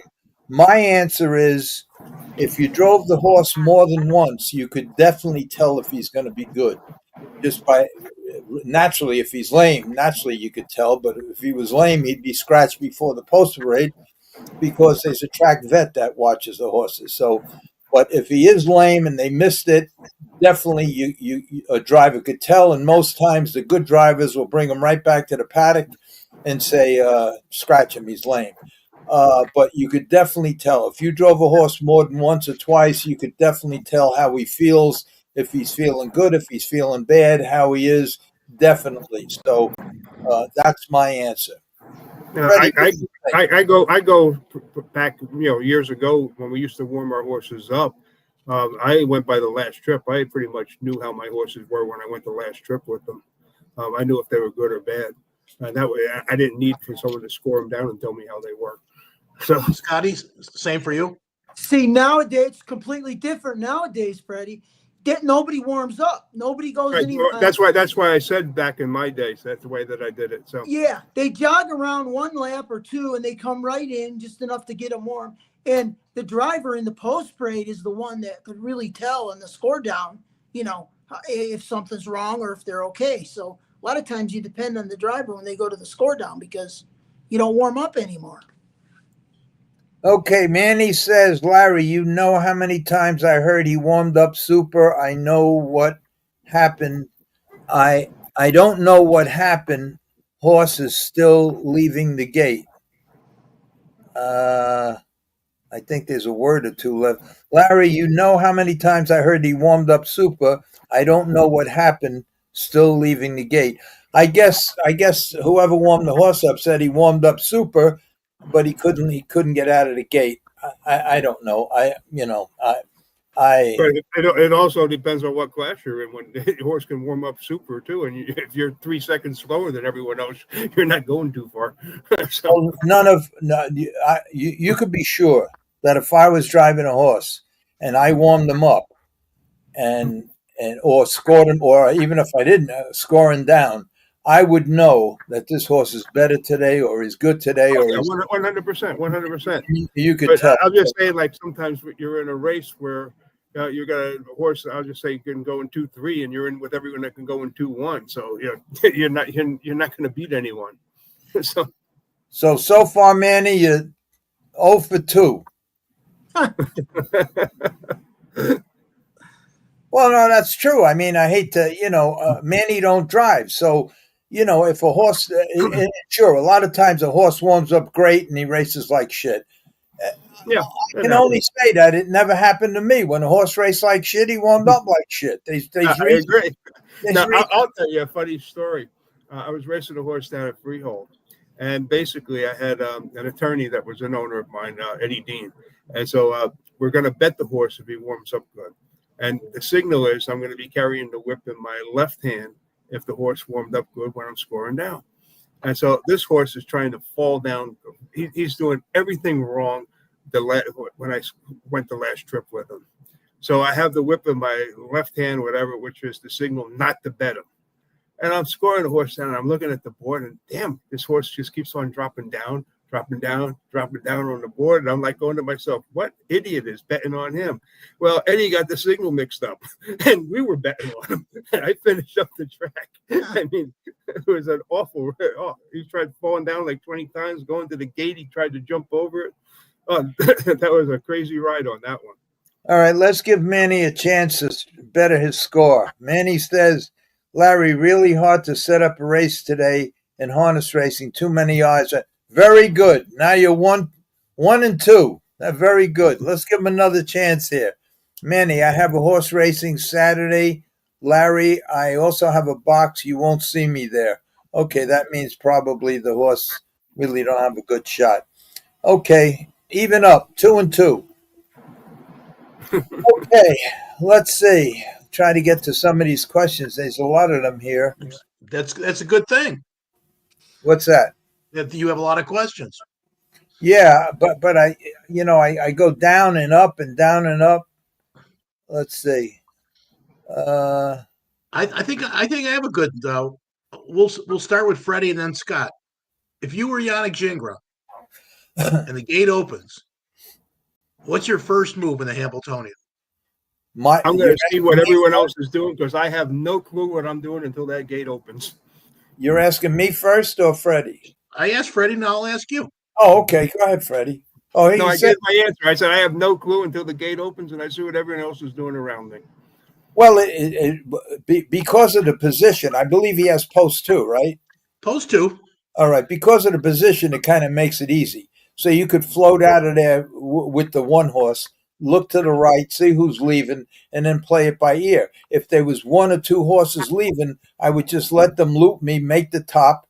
They'd make the top by the 8th pole, and then just retake. And nobody's going to come and challenge you at the quarter pole. So they'll be going to the quarter pole. They'll be in single formation, and that's only because of the 2-hole. Because you can't get parked from the 2-hole. So you can float out of there, look over if there's only 2 horses leaving, and let them loop you. And then as soon as they make the top retake, nobody's going to park you because you'll probably be the favorite.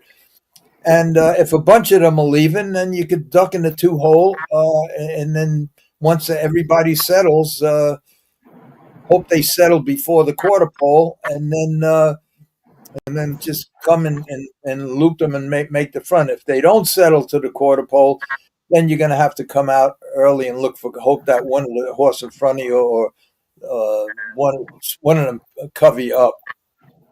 Scott? Okay, here's my opinion. Yannick's going to push hard.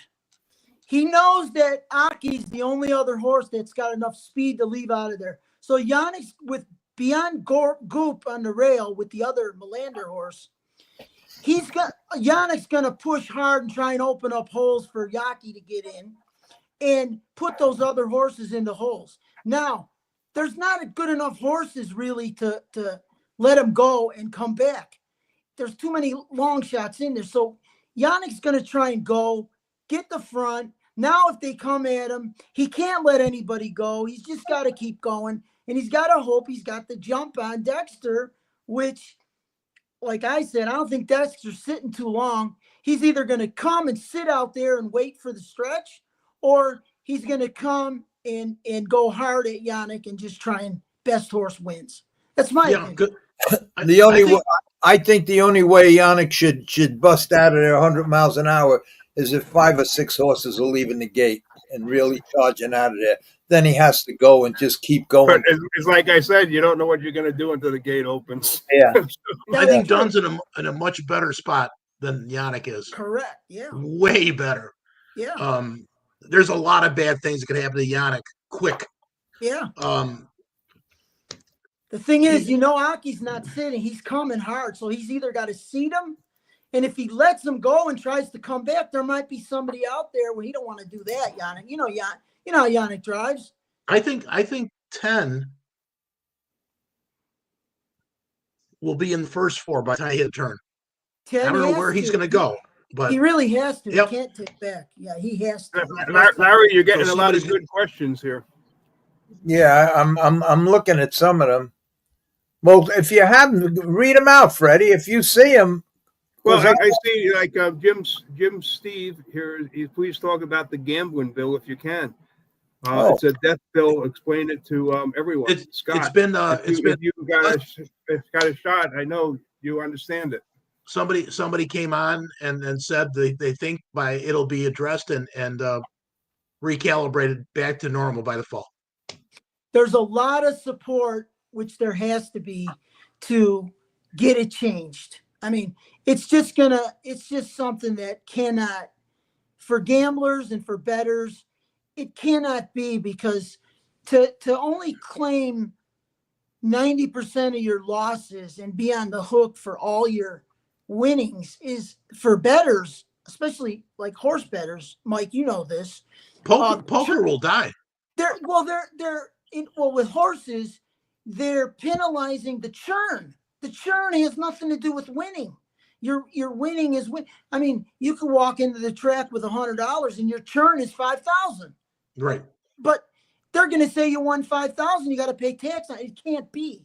It's going to get reversed. It has to. It has to, because once again, this guy in Idaho, Mike Crapo or whatever his name is, he's a financial guy, and he's seen where he can get $1 billion in revenue over, and so they threw it in there.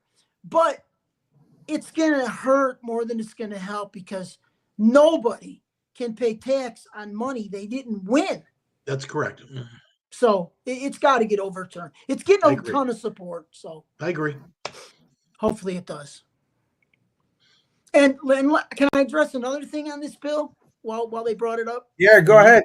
The tax break that you guys were talking about that Trump put in for the 100% write-offs, like it was back in the 80s. That's all well and good. That's great that you can write off 100.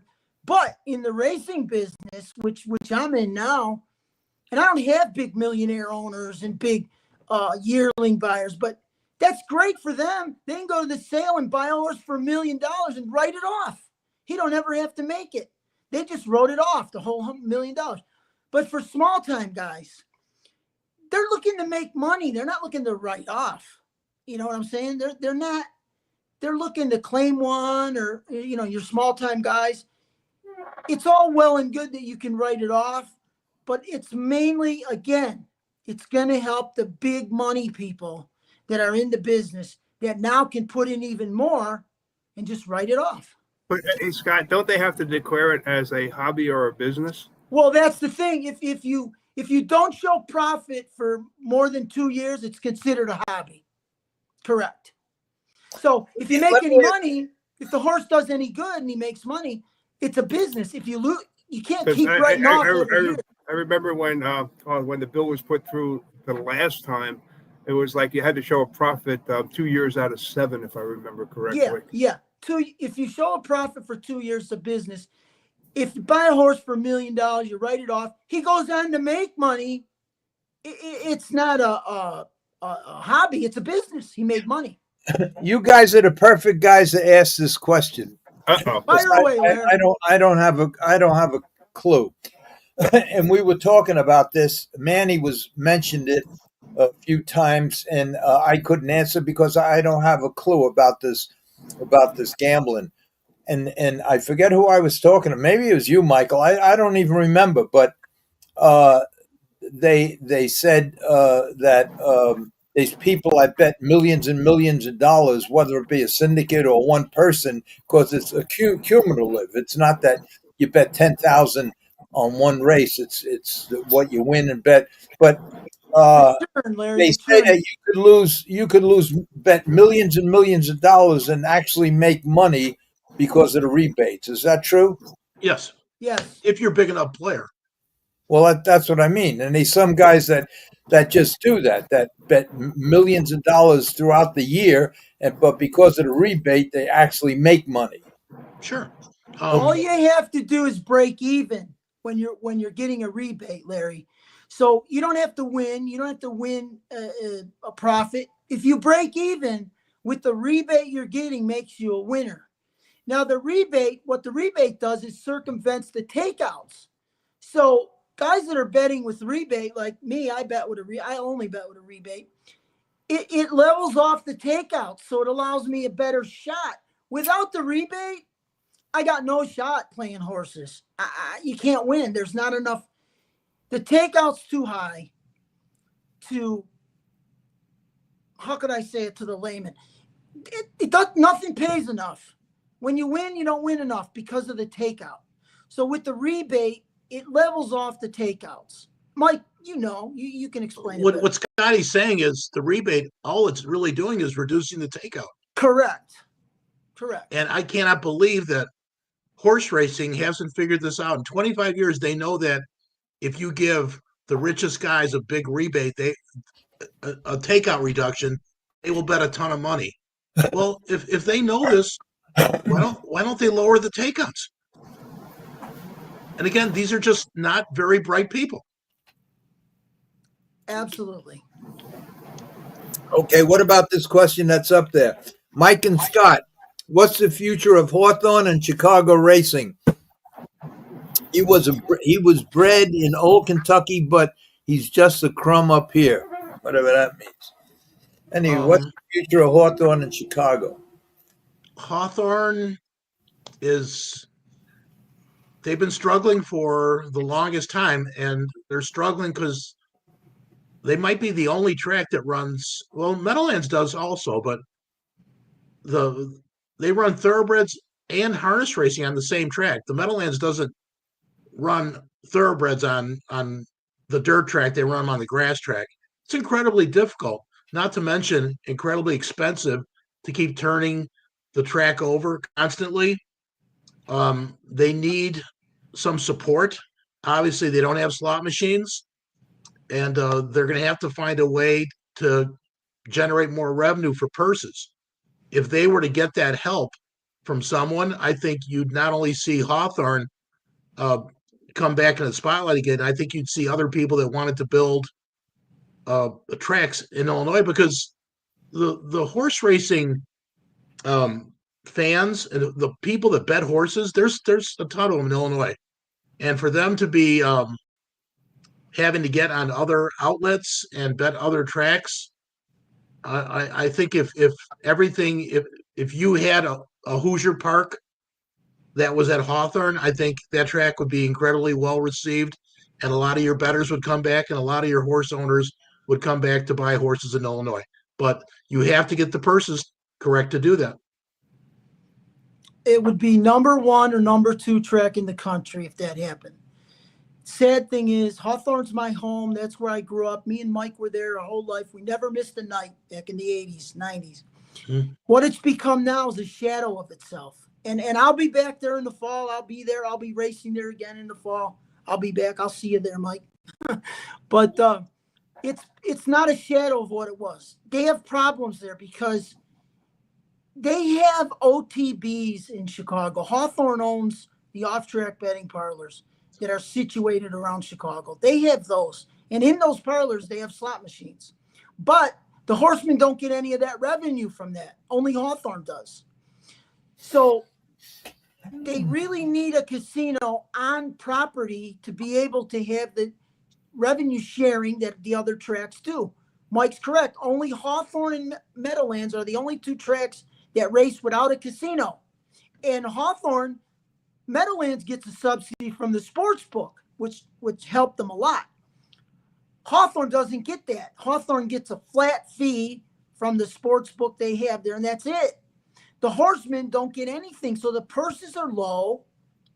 No one wants to race there. There's no money to give out because there's no revenue from another stream. So it's political. They can't get dates. It's a whole thing in Illinois right now. And everybody's hoping. They're trying to build another track in Illinois to take some of the dates and get more racing in Illinois, alternate the racing. So maybe one of the tracks can build a racino and get it going the way the other tracks do. But for right now, Hawthorne's trying to do it all on handle, and the handle's not there. And again, they only race 2 or 3 days a week, so they don't have the horses to race. And Illinois has more slot machines than Las Vegas. And they're all over. They're in every gas station, every restaurant. They're all over Illinois, except for at the racetracks where it could help the horsemen. It's a bizarre thing. The former governor of Illinois said he didn't want to give slots to the racetrack because he didn't want to turn Illinois into Las Vegas. And Illinois subsequently has more slot machines than Las Vegas. Correct. They're all over, everywhere. You can't go in a store, or gas station, or restaurant. I have a laundry in my neighborhood. It's called the Slots Laundry, where it might cost you $400 to dry your clothes. Yeah. All right. Howard Lieberman asked a question. Why did Tiedrick not get Top Horse's hips replaced? ? I'll answer the second part of this question. Scotty, let the two, Larry and Freddie. Why did every great driver in the 70s and 80s start losing, right? Because you stopped driving for the top accounts. Correct. That's it goes hand in hand. The top driver drives for the top train, the top barns. It goes hand in hand. Yeah, that's kind of what happened. But see, I remember the top stables when they basically had trainers started to not drive. And I'll just go with Lou Martinez and Buddy Regan over at Roosevelt. The catch drivers came in, right? And Buddy Regan at one time he was using Lucian exclusively, and at one time he was using Carmine exclusively. I forget who Lou Martinez was using, but as catch drivers back then, you actually catch drove for certain trainers, and you were their driver. You drove all their horses. And the only time you didn't drive their horses was when you had a horse from your own stable in against them. A horse of your own that you owned or you trained. That's the only way. That's the way that worked. Larry, you remember that? Yeah. Let me answer the second half of this question. Howard Lieberman asked. He says, "I'm old and I'll never be convinced Herve was the best, but Larry says he's gone." Let me just say this. I don't know if you ever drove or not, but I will say this. If you were a driver, you would know that Herve was the best. You ask any driver in the last since the 40s, right up until the day he died, who was the best out there, and they would all say Herve. I with him. I seen what he did, and I hate to say this about the guy, but believe me when I tell you, at least half of his second place finishes could have been wins. There's very few races where he wasn't driving 2 or 3 or 4 horses. That's just the way he was.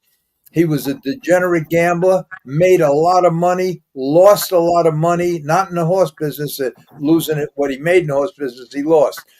He had his own helicopter. He rode from Freehold to Yonkers or Roosevelt.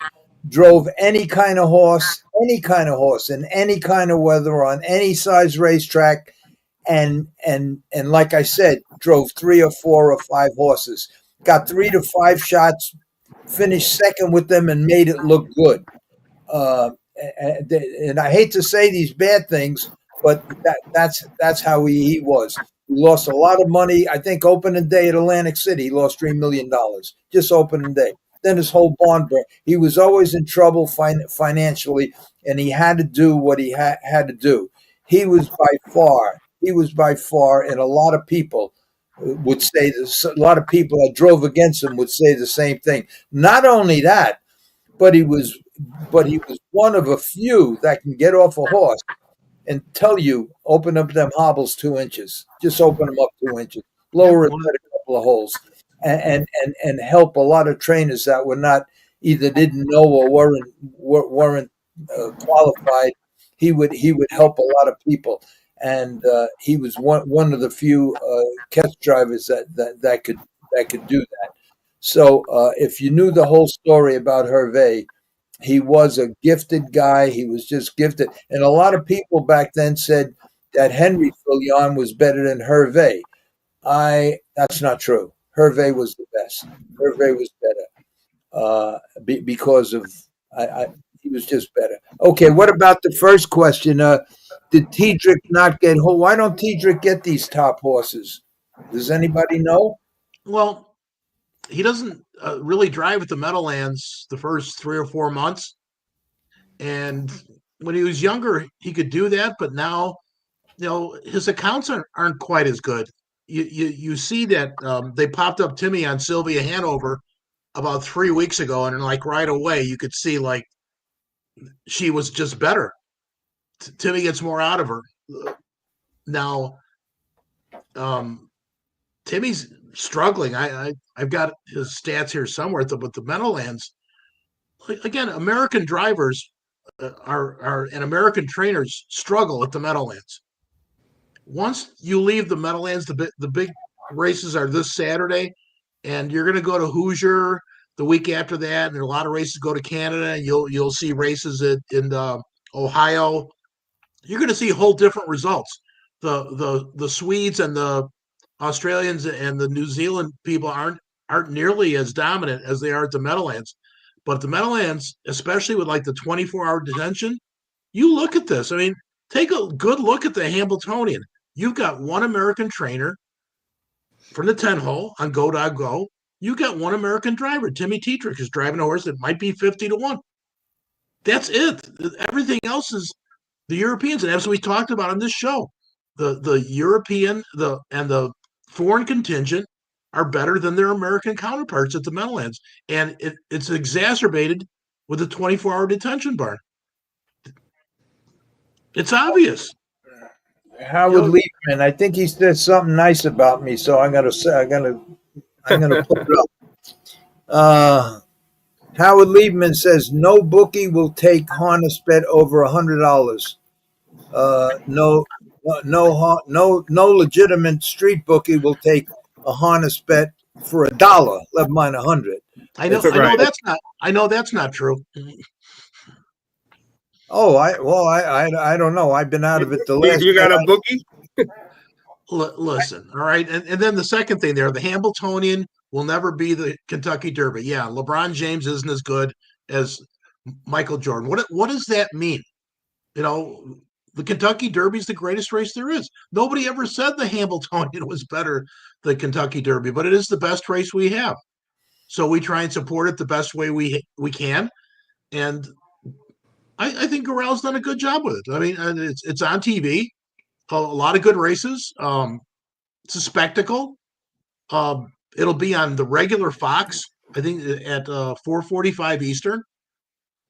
And the last two years, that race has done $1 million. So from a harness standpoint, that's a success, because between Gorell and Jason and John Campbell and Moira and everybody at the Hambletonian Society, they've turned that race into a success. Now, everybody else has to do better with their good races, but you can't say that the people that involved the Hambletonian haven't succeeded. They have. Okay, let me. Larry, Manny's got a bunch. Manny's got a bunch of questions over here. One, he says, Scott, Joe, Freddie, when is the last time you guys were in the paddock? Well, I've been in the paddock of several tracks over the last few years. So, yes, I have been in the paddocks recently. Manny is going to keep asking questions till he makes himself right.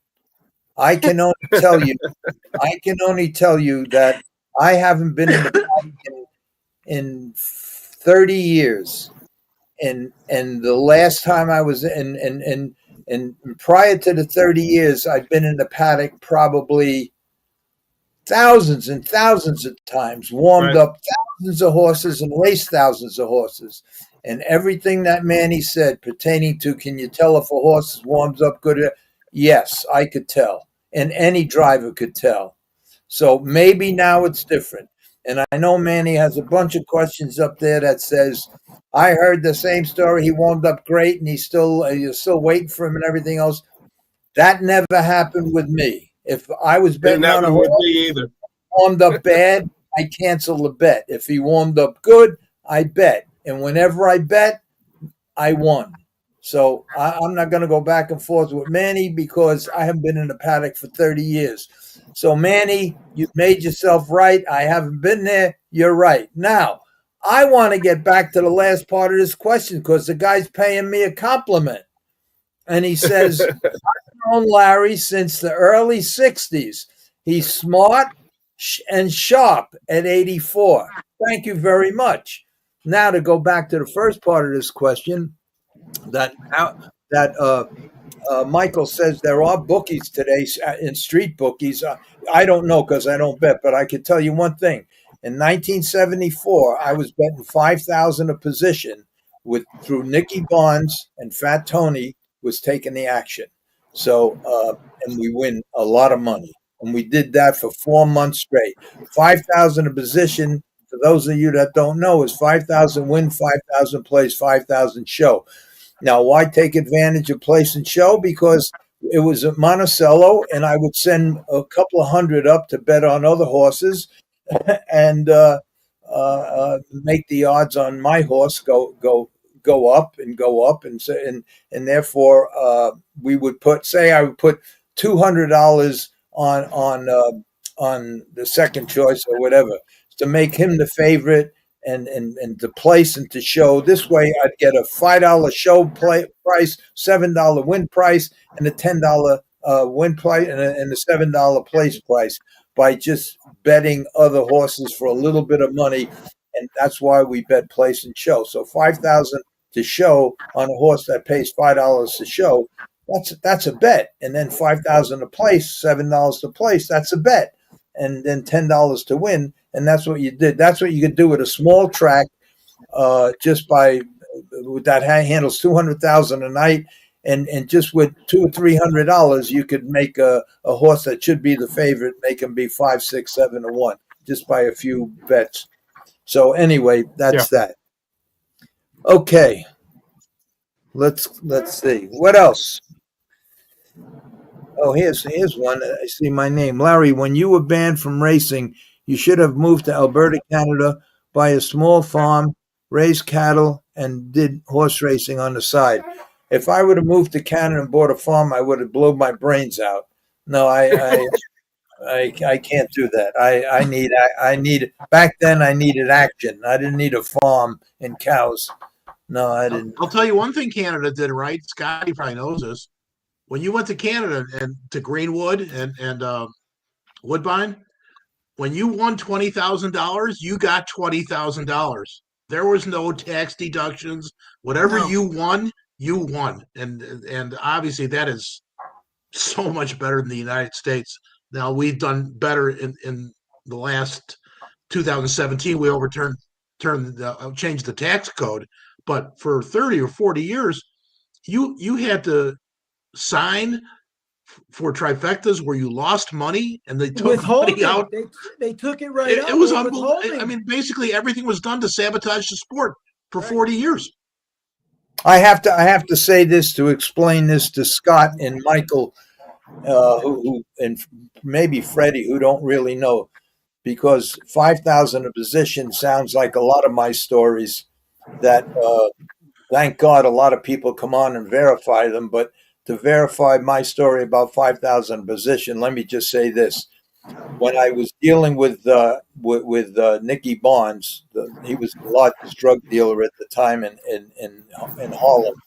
When I did him a favor, and he found out I was in the horse business, he said he says I can bet off track if you have something good.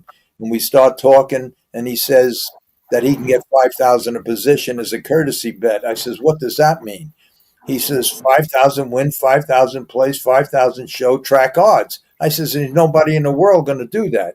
He says, Larry, between me and my crew, we bet $2 million a week on sports, and we never win. They will give me a courtesy bet of 5,000 a position on anything I want.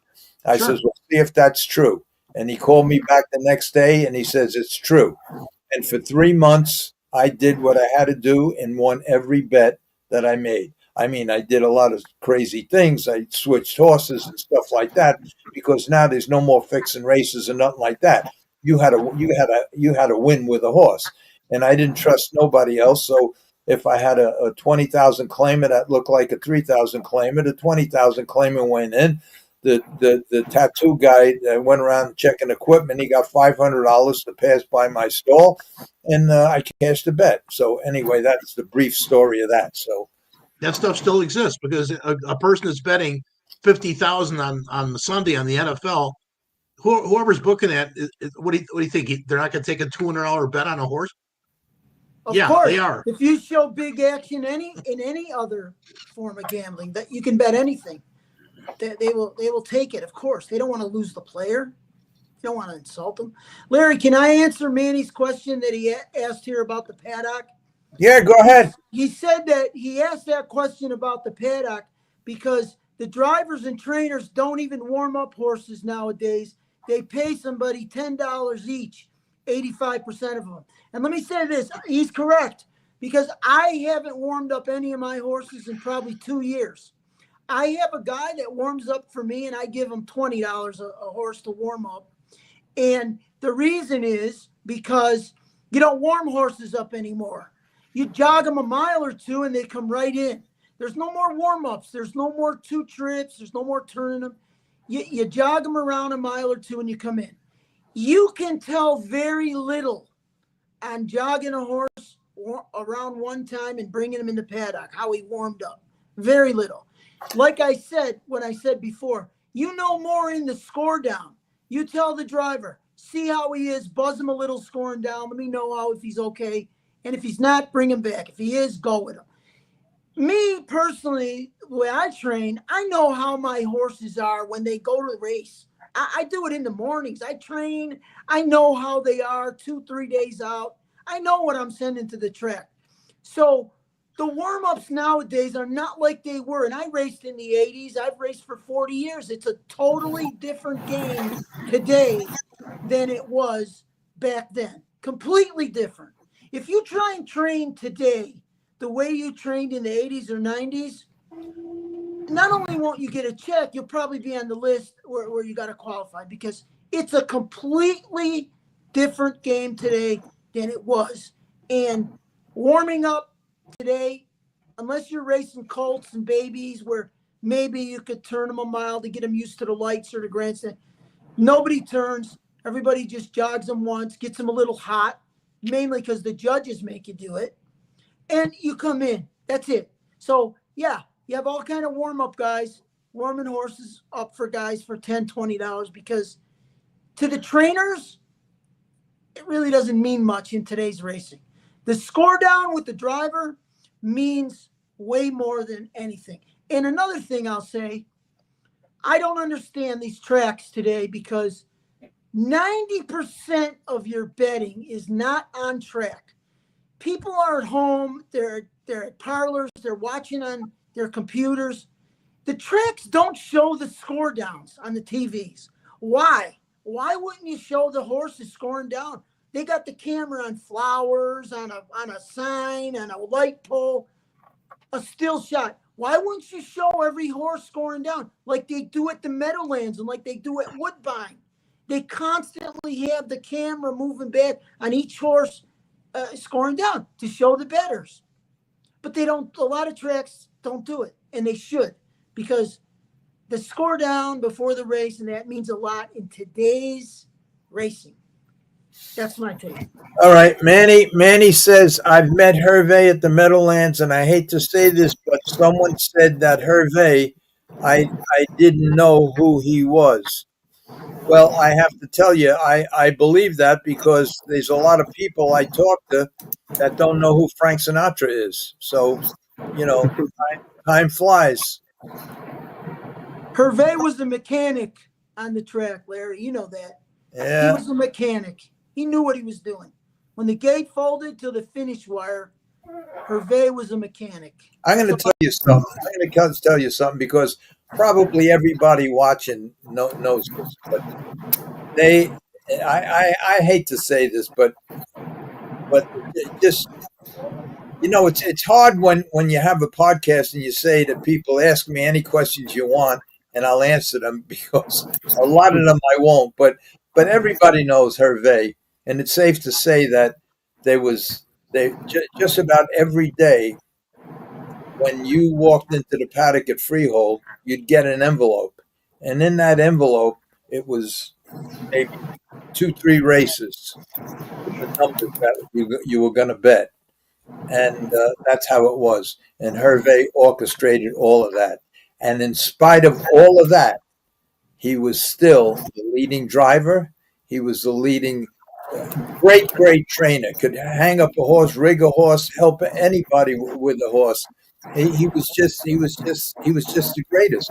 And if people only knew that he was doing that, I mean, that's what he did. You would get your list.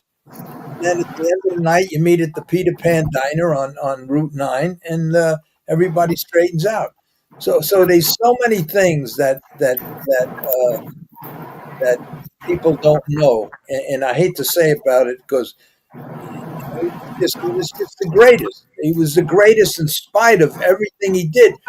And the reason I'm a little hesitant in saying it, but everybody knows he went to jail. They caught him on wiretaps with John Gotti's brother-in-law, fixing races and everything else. So I'm really not saying anything that everybody don't know. It was in all the newspapers. He went to jail for it.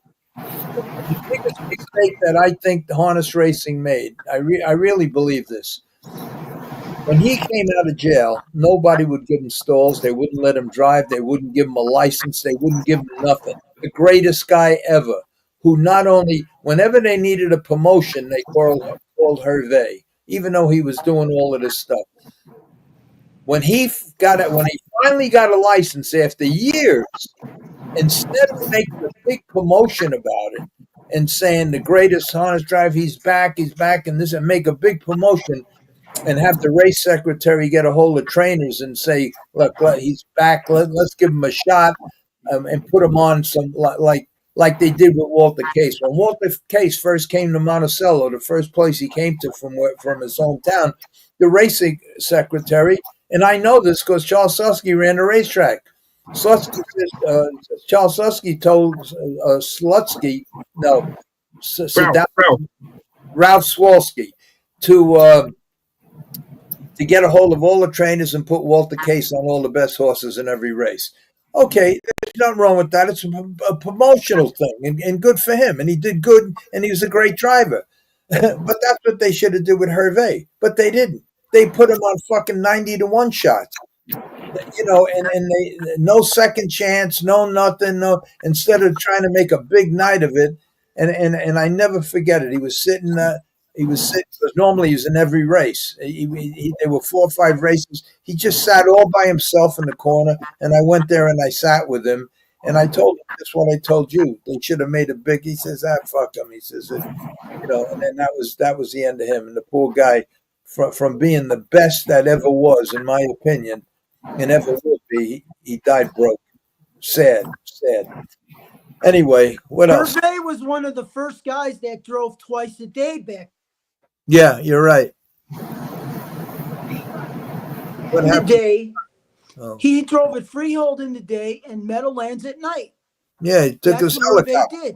Nowadays, all these guys drive twice a day. And getting back to what the guy was saying about Tetrick lost a lot of his drives because he only drives once a day. He don't go at night, so he gave up a lot of drives when he did that. He had a couple hip replacements and he only wants to drive limited now. So he lost a lot of drives. Like Mike said, he don't go to the Meadowlands at night. He only, a lot of times big races only. He won't be there on a normal Friday or Saturday night card. He races around his house at Chester and Dover, and that's what he does now. So you know why I drive say twice a day. They rack up all these wins because nobody realizes they drive 20, 30 races a day. These guys are driving all day and all night. I don't know how they do it, really. I don't do what I just said about Herve. I don't talk about. I don't say that about other drivers, but everybody knows about Herve. But it's very hard for me to sit here and see questions that come up or opinions that come up that Herve wasn't that great. Herve without I have to respond to that because it's just not right and it's not true. I'm not talking about myself that I was the greatest. I'm talking about a guy who was the greatest. It's not me, and I raced against him for look. I raced against all the best, and in my opinion, they were all great. I talked with Michael LaChance. He called me the other day last week. That he agrees that Herve was the best, and in my opinion, Michael LaChance, if there's a top 3, Michael LaChance is in the top 3, and he would be on the Rushmore if there was a for harness drivers, and he who knew him well even said that he was the best. And it's tough for me to make these guys that don't know, never drove a horse, never did nothing, just their opinion, say these things that are just not true. So that's what I have to say. I've seen it many races. He would actually help guys win. He just sit in there, kid. Just sit in there, kid. And I forget who it was that was on this show that said he even did it. I think it was maybe Joe Rico or somebody. And he would come up to you and just say, just sit there, kid. You'll be okay. You'll be okay. You think you're in an impossible position, but you listen to Herve, and sure enough, stretch comes and you're out and clear and you win. I've seen that so many times, and he's one of the only guys I know. Look, if you have a good horse and you're a good driver, you win a race. It's easy to win a race, but try to get guys that don't even know what the hell's going on to be first and second, and you be third. Name your position, and that's what he was able to do. Now, was it right? No, but these are the things he did. He was just that good. He could drive 2, 3 horses in every race, and that's why I can't let a lot of these questions go and just sit back and listen to guys say Walter Case was the best in the world. Walter Case was very good, but in my opinion, he was no Herve. And I can't let that stuff go, and that's it. Okay, what else? Let's see. Who do you like in the Oaks, Mike? Nobody. Nobody. I don't think I'll be betting it. I think the 3 favorites will be the Miss Delmar, Delaney Hanover, and Conversano. out of those three, I kind of like the Wallen horse because Wallen, who's not done very well all year, woke up That's the the last one week. Zeron went to, right? Yep.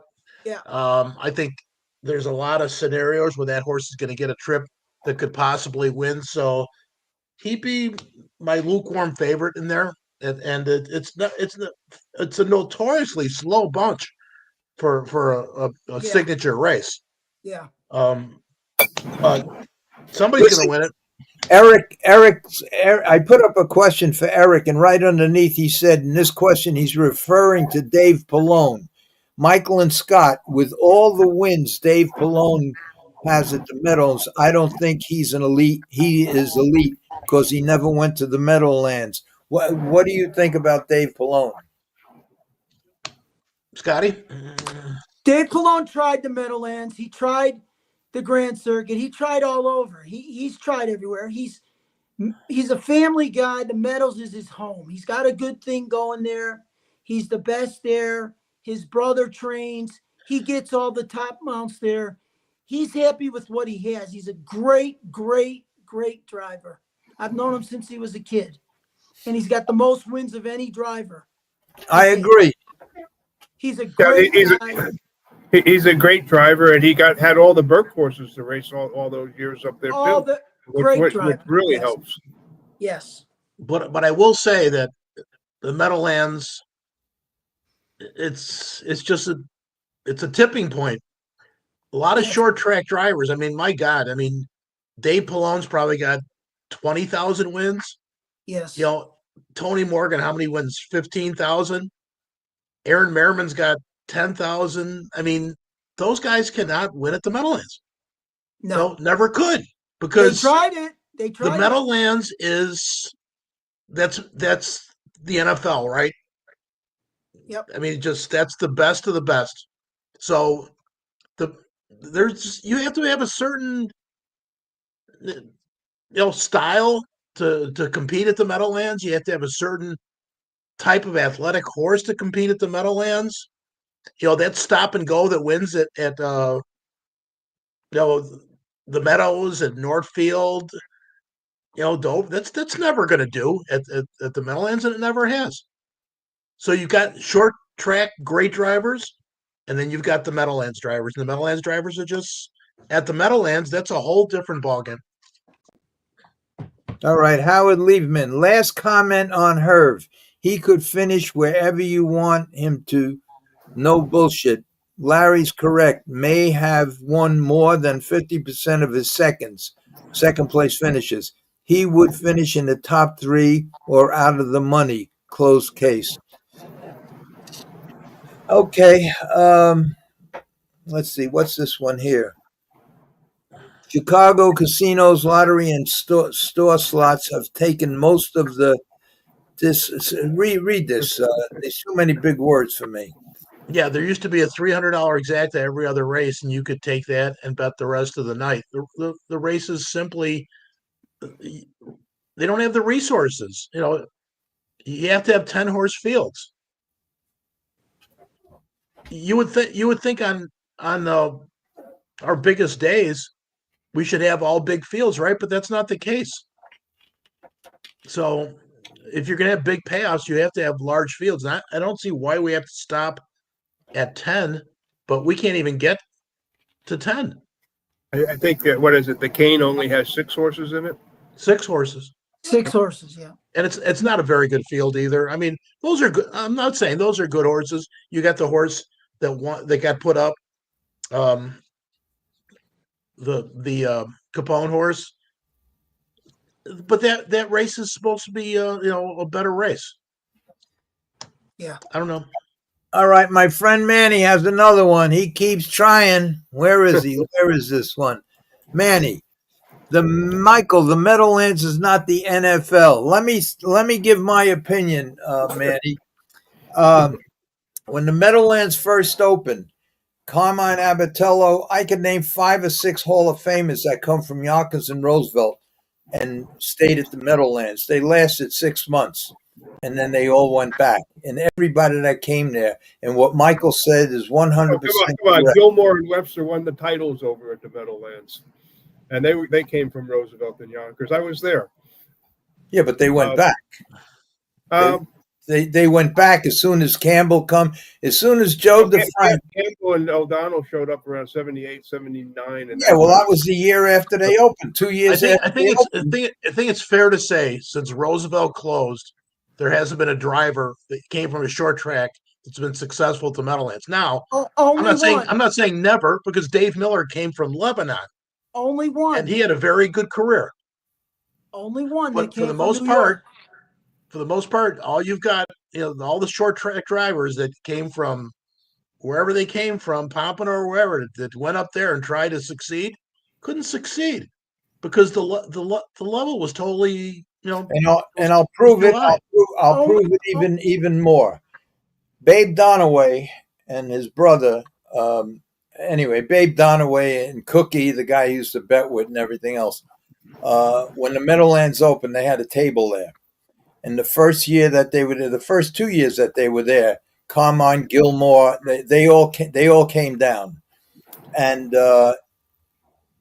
when Joe DeFrank saw what was going on, he immediately sent for, Redmond was already there. He immediately sent for other guys, Campbell, O'Donnell, and he started bringing in other guys because he said as soon as that happened, Babe Donaway was going broke.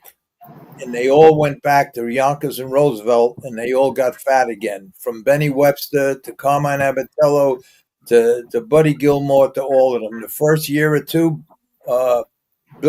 Freddie Hudson is right. After that, they left town and they never came back. Mm-hmm. And I don't think Benny left. Benny stayed there. Benny stayed for a while. Yeah, Benny stayed for a while. You had Greg Wright come in. You had only one guy. Eddie Wing came in right off the bat. Ray Redmond was right off the bat.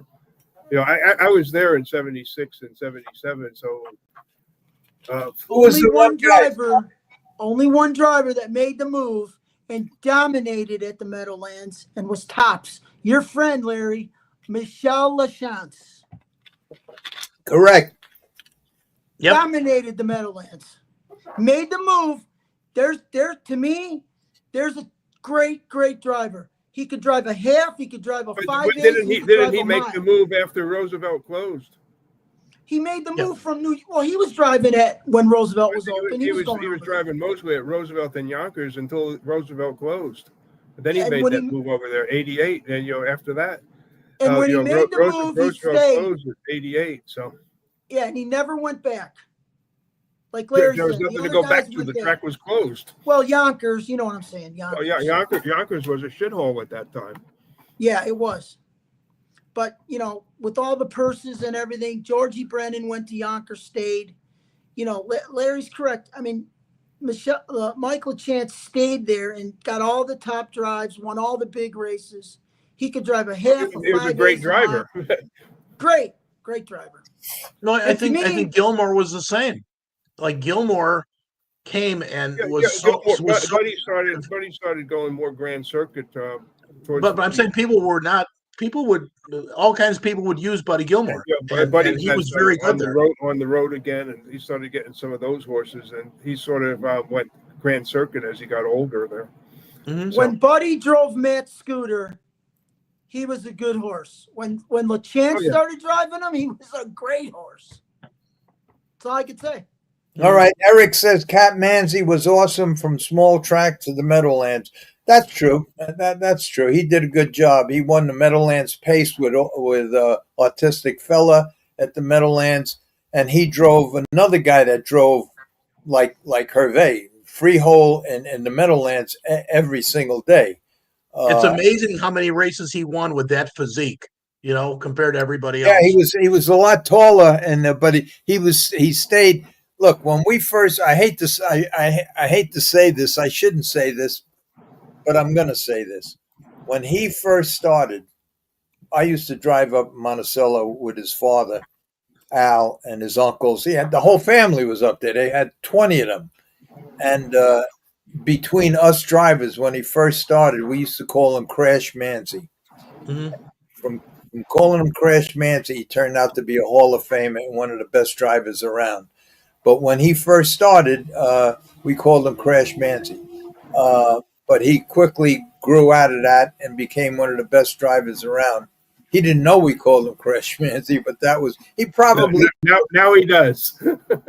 well now he does. But he's a good friend. He's a good guy. I know.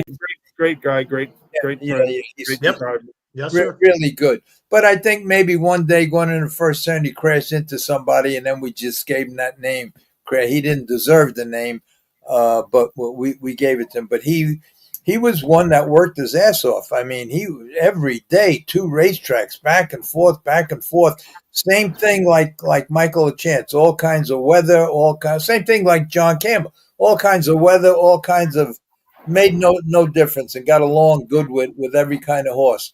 But he was born and raised around it. His whole family was in the horse business. And like Scotty said, he was one of the few of those Meadowlands regulars that was driving freehold in the afternoon and at night. Yeah. He did it for a lot of years. And you're right. He was like almost 6 feet tall. And I remember early on, you'd see his knees and his chest and his knees, sticking up, because then eventually they start letting the stirrups out and they're putting the seats back. But but he was great. He is great. Good guy. That's all I'll say. Yeah, that was the most talented drivers group I ever saw, from like 95 to about 2005. And I'm not going back to the 80s because I wasn't really proficient on when it was Remen and Ted Wing and Donnie Dancer and all those people. I really couldn't tell you. But that group of Campbell, LeChance, Moiseyev, Luca Lett, Manzi, Jim Morrill. I mean, it was like Fahey. It was like 12 deep, and all of them could win. Yeah. In fact, Jimmy Morrill, that's the kid I was trying to talk about, Junior. He was just as good as any of them, and he had to leave the Meadowlands because he never got on a horse that wasn't 6, 7, 8 to 1. Every one he had no shot, so he just left and went up to Buffalo, Batavia, and he's doing well up there. Probably the leading guy up there, it was the same way for Yannick when Yannick first came from Yonkers. He couldn't win at the Meadowlands. Yeah. That's because you had all these people. They come from the small tracks. They all want the front. And, of course, the Meadowlands was notorious for being a kind of mid-pack closers track. Nobody's going to let you go to the front by yourself. So that was an incredible group of drivers there in the 90s and 2000s. Okay, Manny says good night. Larry is skipping too many comments. All the best. Good night, Manny. Good night, Manny. Good night, Manny. Okay, let's see. Steve, I think it'd be a good idea if they increase the minimum wager, get rid of the 20-cent bet. Look at the dollar tickets at Northfield and the carryovers. What do you think, guys? Well, they're starting to experiment with the $5 bets at the Thoroughbreds, and they're having a lot of success with that. So I would think that would be a good place to start. Now, obviously, the Meadowlands is probably one of the few places that could do that, but you definitely have to change some of the stuff that's going on. If you look at Northfield, they get it right. Northfield, they have tremendous handle there. It's a half-mile track. They have dollar minimum pick fours. Dollar minimum. The handle on the pick four every night is huge. They have a pick 5 and a pick 4. The pick 5 it doesn't even compare to the handle on the pick 4, which is a dollar minimum. What it does is it gets the riffraff out. There's a lot more coverage for 20 cents, or guys land on your numbers. They'll just take all in a race when, they land on long shots when it's not really handicapping. Your true handicappers want bigger minimums because that's their pool they're betting into. They should be rewarded. But like you said, the dollar pick 5 is a complete bust unless you have a carryover. So doesn't even compare. But here's the thing, Mike. If you notice, whenever they guarantee a pool, they guarantee the pick 4. They don't guarantee the pick 5. When they guarantee a bet, they put in and they bet the handle's big. Yes. So you can't argue with success. I mean, why not? But they're good promoters. I mean, Dave That's right. Bianconi's a good promoter. That's right. They do it right. They promote. They send their signal everywhere. They Mhm. promote their track, and they get rewarded for it. I mean, you can't argue with what Biancone's done there in No, Northfield. no. I mean, and it's half-mile racing, which people constantly knock. So, Well, Well, half mile racing is more popular than 5/8 mile racing. It's not even close. yes, not even close. Well, A lot one of of your the big bettors prefer half-mile racing than mile or Mhm. 5/8 mile. You know. one of the things that I've noticed is that with the lotteries, I'm going to say the Mega Million or the Powerball, whichever one it is, that the tickets used to be $1. Then the tickets went up to $2 a play.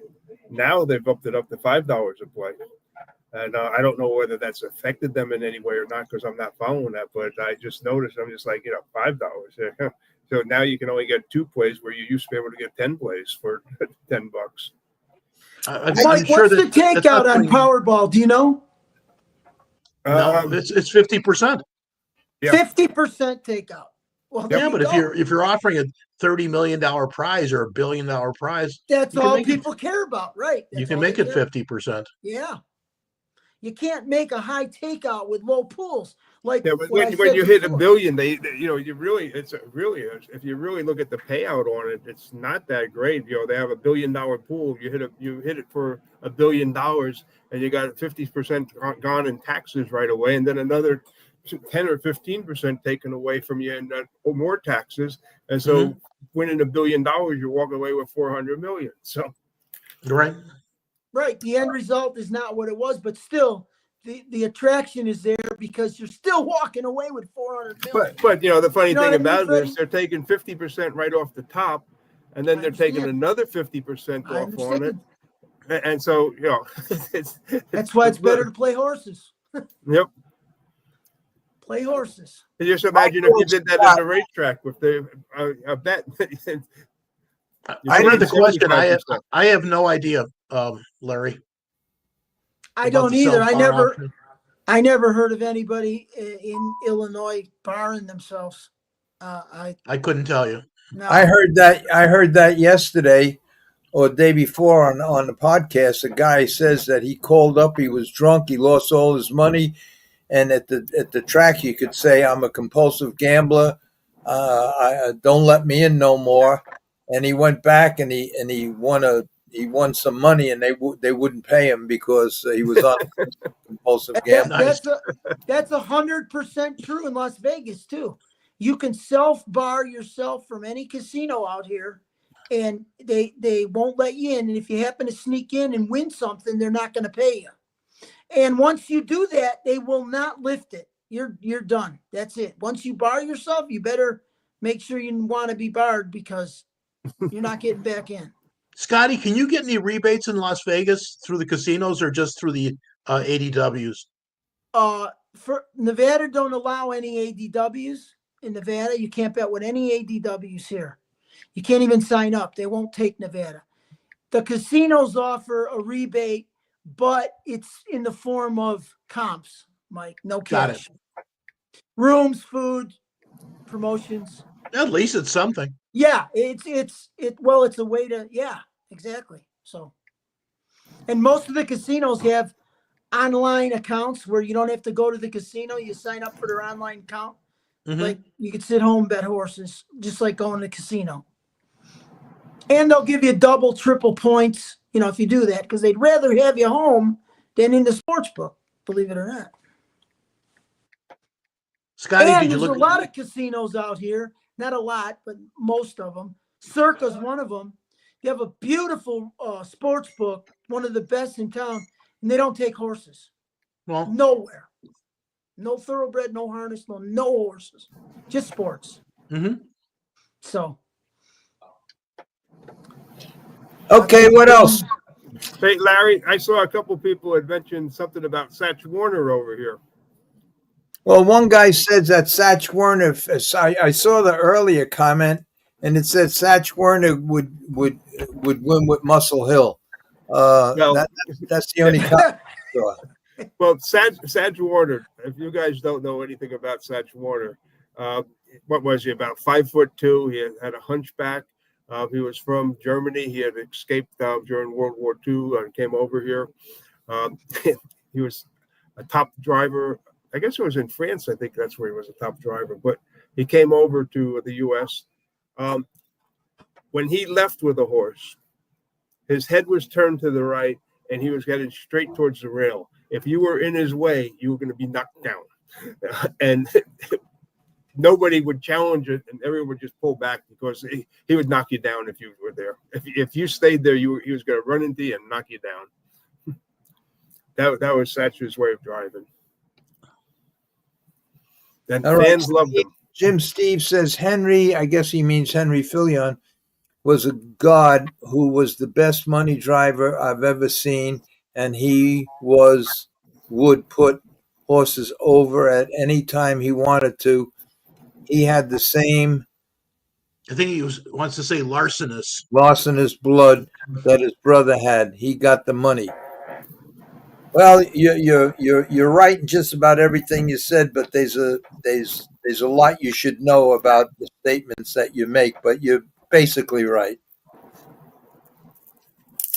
Okay. Anything else anybody want to say? We've been on for 2.5 hours.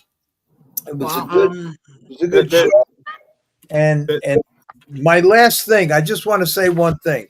If I was betting on a Hambletonian, I would bet on Super Chapter. Who would you bet, Freddie? Maryland. Michael. I wouldn't bet him, but I think Maryland's the most likely winner. I love the story. It's the fairy tale ending. You have a horse that won every race at 2 on the lead, came back, all of a sudden had a braking problem. They had to totally reset where they were going with this horse, and now they're within one race of finalizing what they reset. Not ideal, but if this horse wins, you have to commend the driver and the trainer, because they just did a giant reset on this horse. They turned the speed horse into a closer, and he's one race from winning the Hambletonian. I think he's the most logical winner. One race and one length. Go ahead, Scott. The best horse coming into the race with the best driver and my man Double D, Dexter Dunn, Maryland. Okay, so now, wait, we should talk about one thing about Maryland. There's a little story behind Maryland too. Maryland was not named Maryland originally. The horse was C.K. Hanover, or Charlie Keller Hanover, named after Charlie Keller, the New York Yankee baseball player. And basically, he had Yankee Land Farms. And so when they changed the name of the horse, they came up with Maryland, which was sort of as a compromise to honor him. Didn't know that. Good story, Freddie. Okay, so I'm the only one that likes the fair. Okay, we'll see. 2 days Larry, away. I have a question. I have a question for you, Larry, that you need. Go ahead. You need to answer. Nobody's asked it. Did you ever make enough money in 1 week to pay Cabert? Oh, God. Are Are you the guy that keeps asking that thing? Larry. No, block that guy. You blocked him. He hasn't asked. Oh, jeez. Yeah, you did a good job of blocking him. You know how many times I answered that question before I realized that he was fucking with me. Yeah, you kept answering him, so he's gone. Because I'm the biggest asshole, not him. What's this one say? They'll never ever they will let anyone winning player bet offshore. What's this say? They'll never ever will they let anyone who's a winning player bet offshore for any money. They will always chase you. Yeah, I think we talked about that one. No, that's 100% true. Yeah. Yeah, well, that's it. They just want losers. all they want is losers. The only game they'll let you play where you're a winner is horse racing through the pools. Yeah. So they're booking all the bets offshore, so you can take one shot at them and you're gone. That's it. That's right. It. You're done. Yeah. You have to. The only way you're going to play in the offshores is if you're playing because somebody made a phone call that bets a lot of money on something else or maybe thoroughbred racing, and that's a courtesy. You know, As a that courtesy, right? they're going to take your play through for courtesy. That's the That's only it. way it's going to happen, because Correct. they pretty much ruin sports betting. Anybody will tell you. It's like all they want are the losers. They could care less. They don't even want the people to break even. That's how bad it's gotten. Like No. if they think Freddie's a better, and Freddie's lost 3 of his 5 bets, but they're looking, and Freddie's always on the right side. In other words, Freddie's always on the side that's taking the action. They don't want Freddie anymore. Yeah. No. Sharp.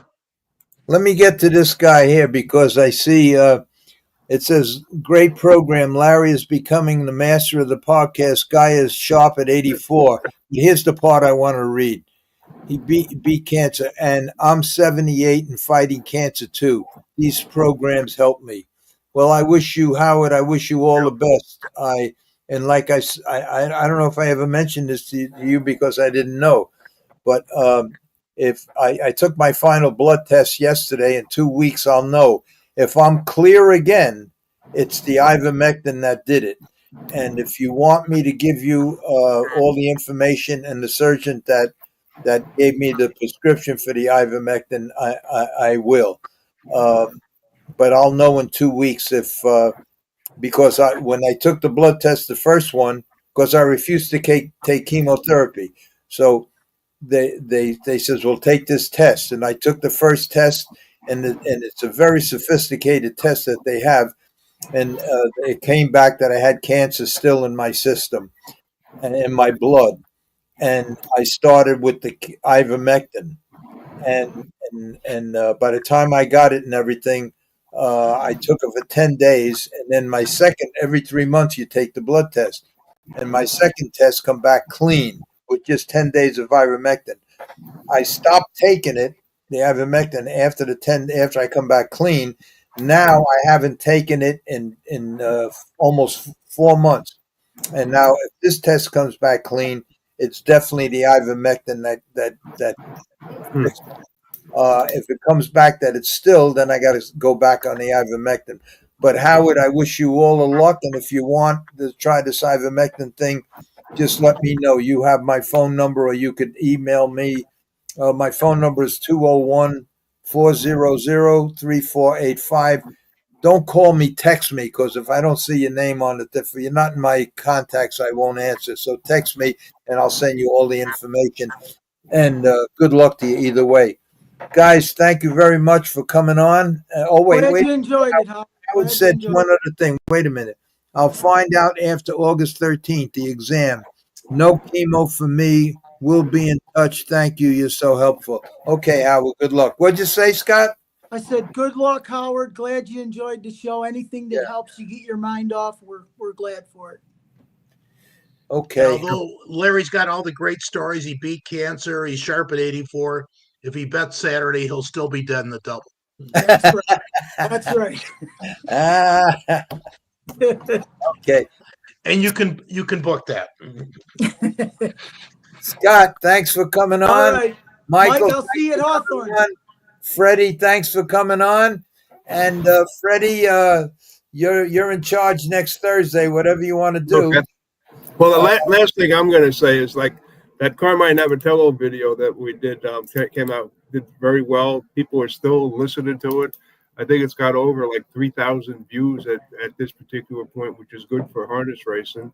And you need to find the Schaefer beer commercial he did. Yeah. And I'm going to do another one on Mike LeChance, which will be the next one. So, well, let me know. We'll get you some money to get this one done too. Yeah, okay? absolutely. So let me know when you're thinking of doing it or whatever, and then maybe next Thursday we'll start talking about just like last time, sponsors. Everybody chip in $100. This way it takes care of whatever you do. I got some books that I'm mailing out this week to some people. So had some problems finding the packages to ship them in, believe it or not. And then the labels, the labels wouldn't work. What are you sending books to whoever? To a couple of the people that, So I got some books going out. So, all right. So maybe next Thursday we'll start that campaign, huh? Yes. we'll start asking. I got to show you this. I got these labels, right? Well, I can't show them, but the labels, you're supposed to just peel them off and you put them on. Well, the freaking things, you can't peel them off. Oh, well, I can't help you there, Freddie. All those people that with your comments, thank you very much. And Oh, yeah, absolutely. we'll do it Yes. again next week. And Freddie, good show with Mr. O'Donnell. That was good, very good show. And why don't you Yeah. tell everybody where they can find that show? www.ustrots.com and just hit on a show. So that's the easiest way. Harness Yes. Racing It's Alumni. on YouTube, iHeartRadio. We're on like 15 different platforms, but the easiest one to find is www.ustrots.com. Okay. All right, guys. Take care. Mike, I'll see you at Hawthorne. Take care. Thanks, guys. everybody. Thank you. Anytime you guys want to come, just let Freddie know. He's the one he's like my booking agent for Thursday. Great. So, I thought he was going to say bookie. not that. I ain't made a bet since 1971. Okay, good night, Okay, folks. guys. I'm going to get an Thanks, ice Greg. cream. Good night, everyone. Good night.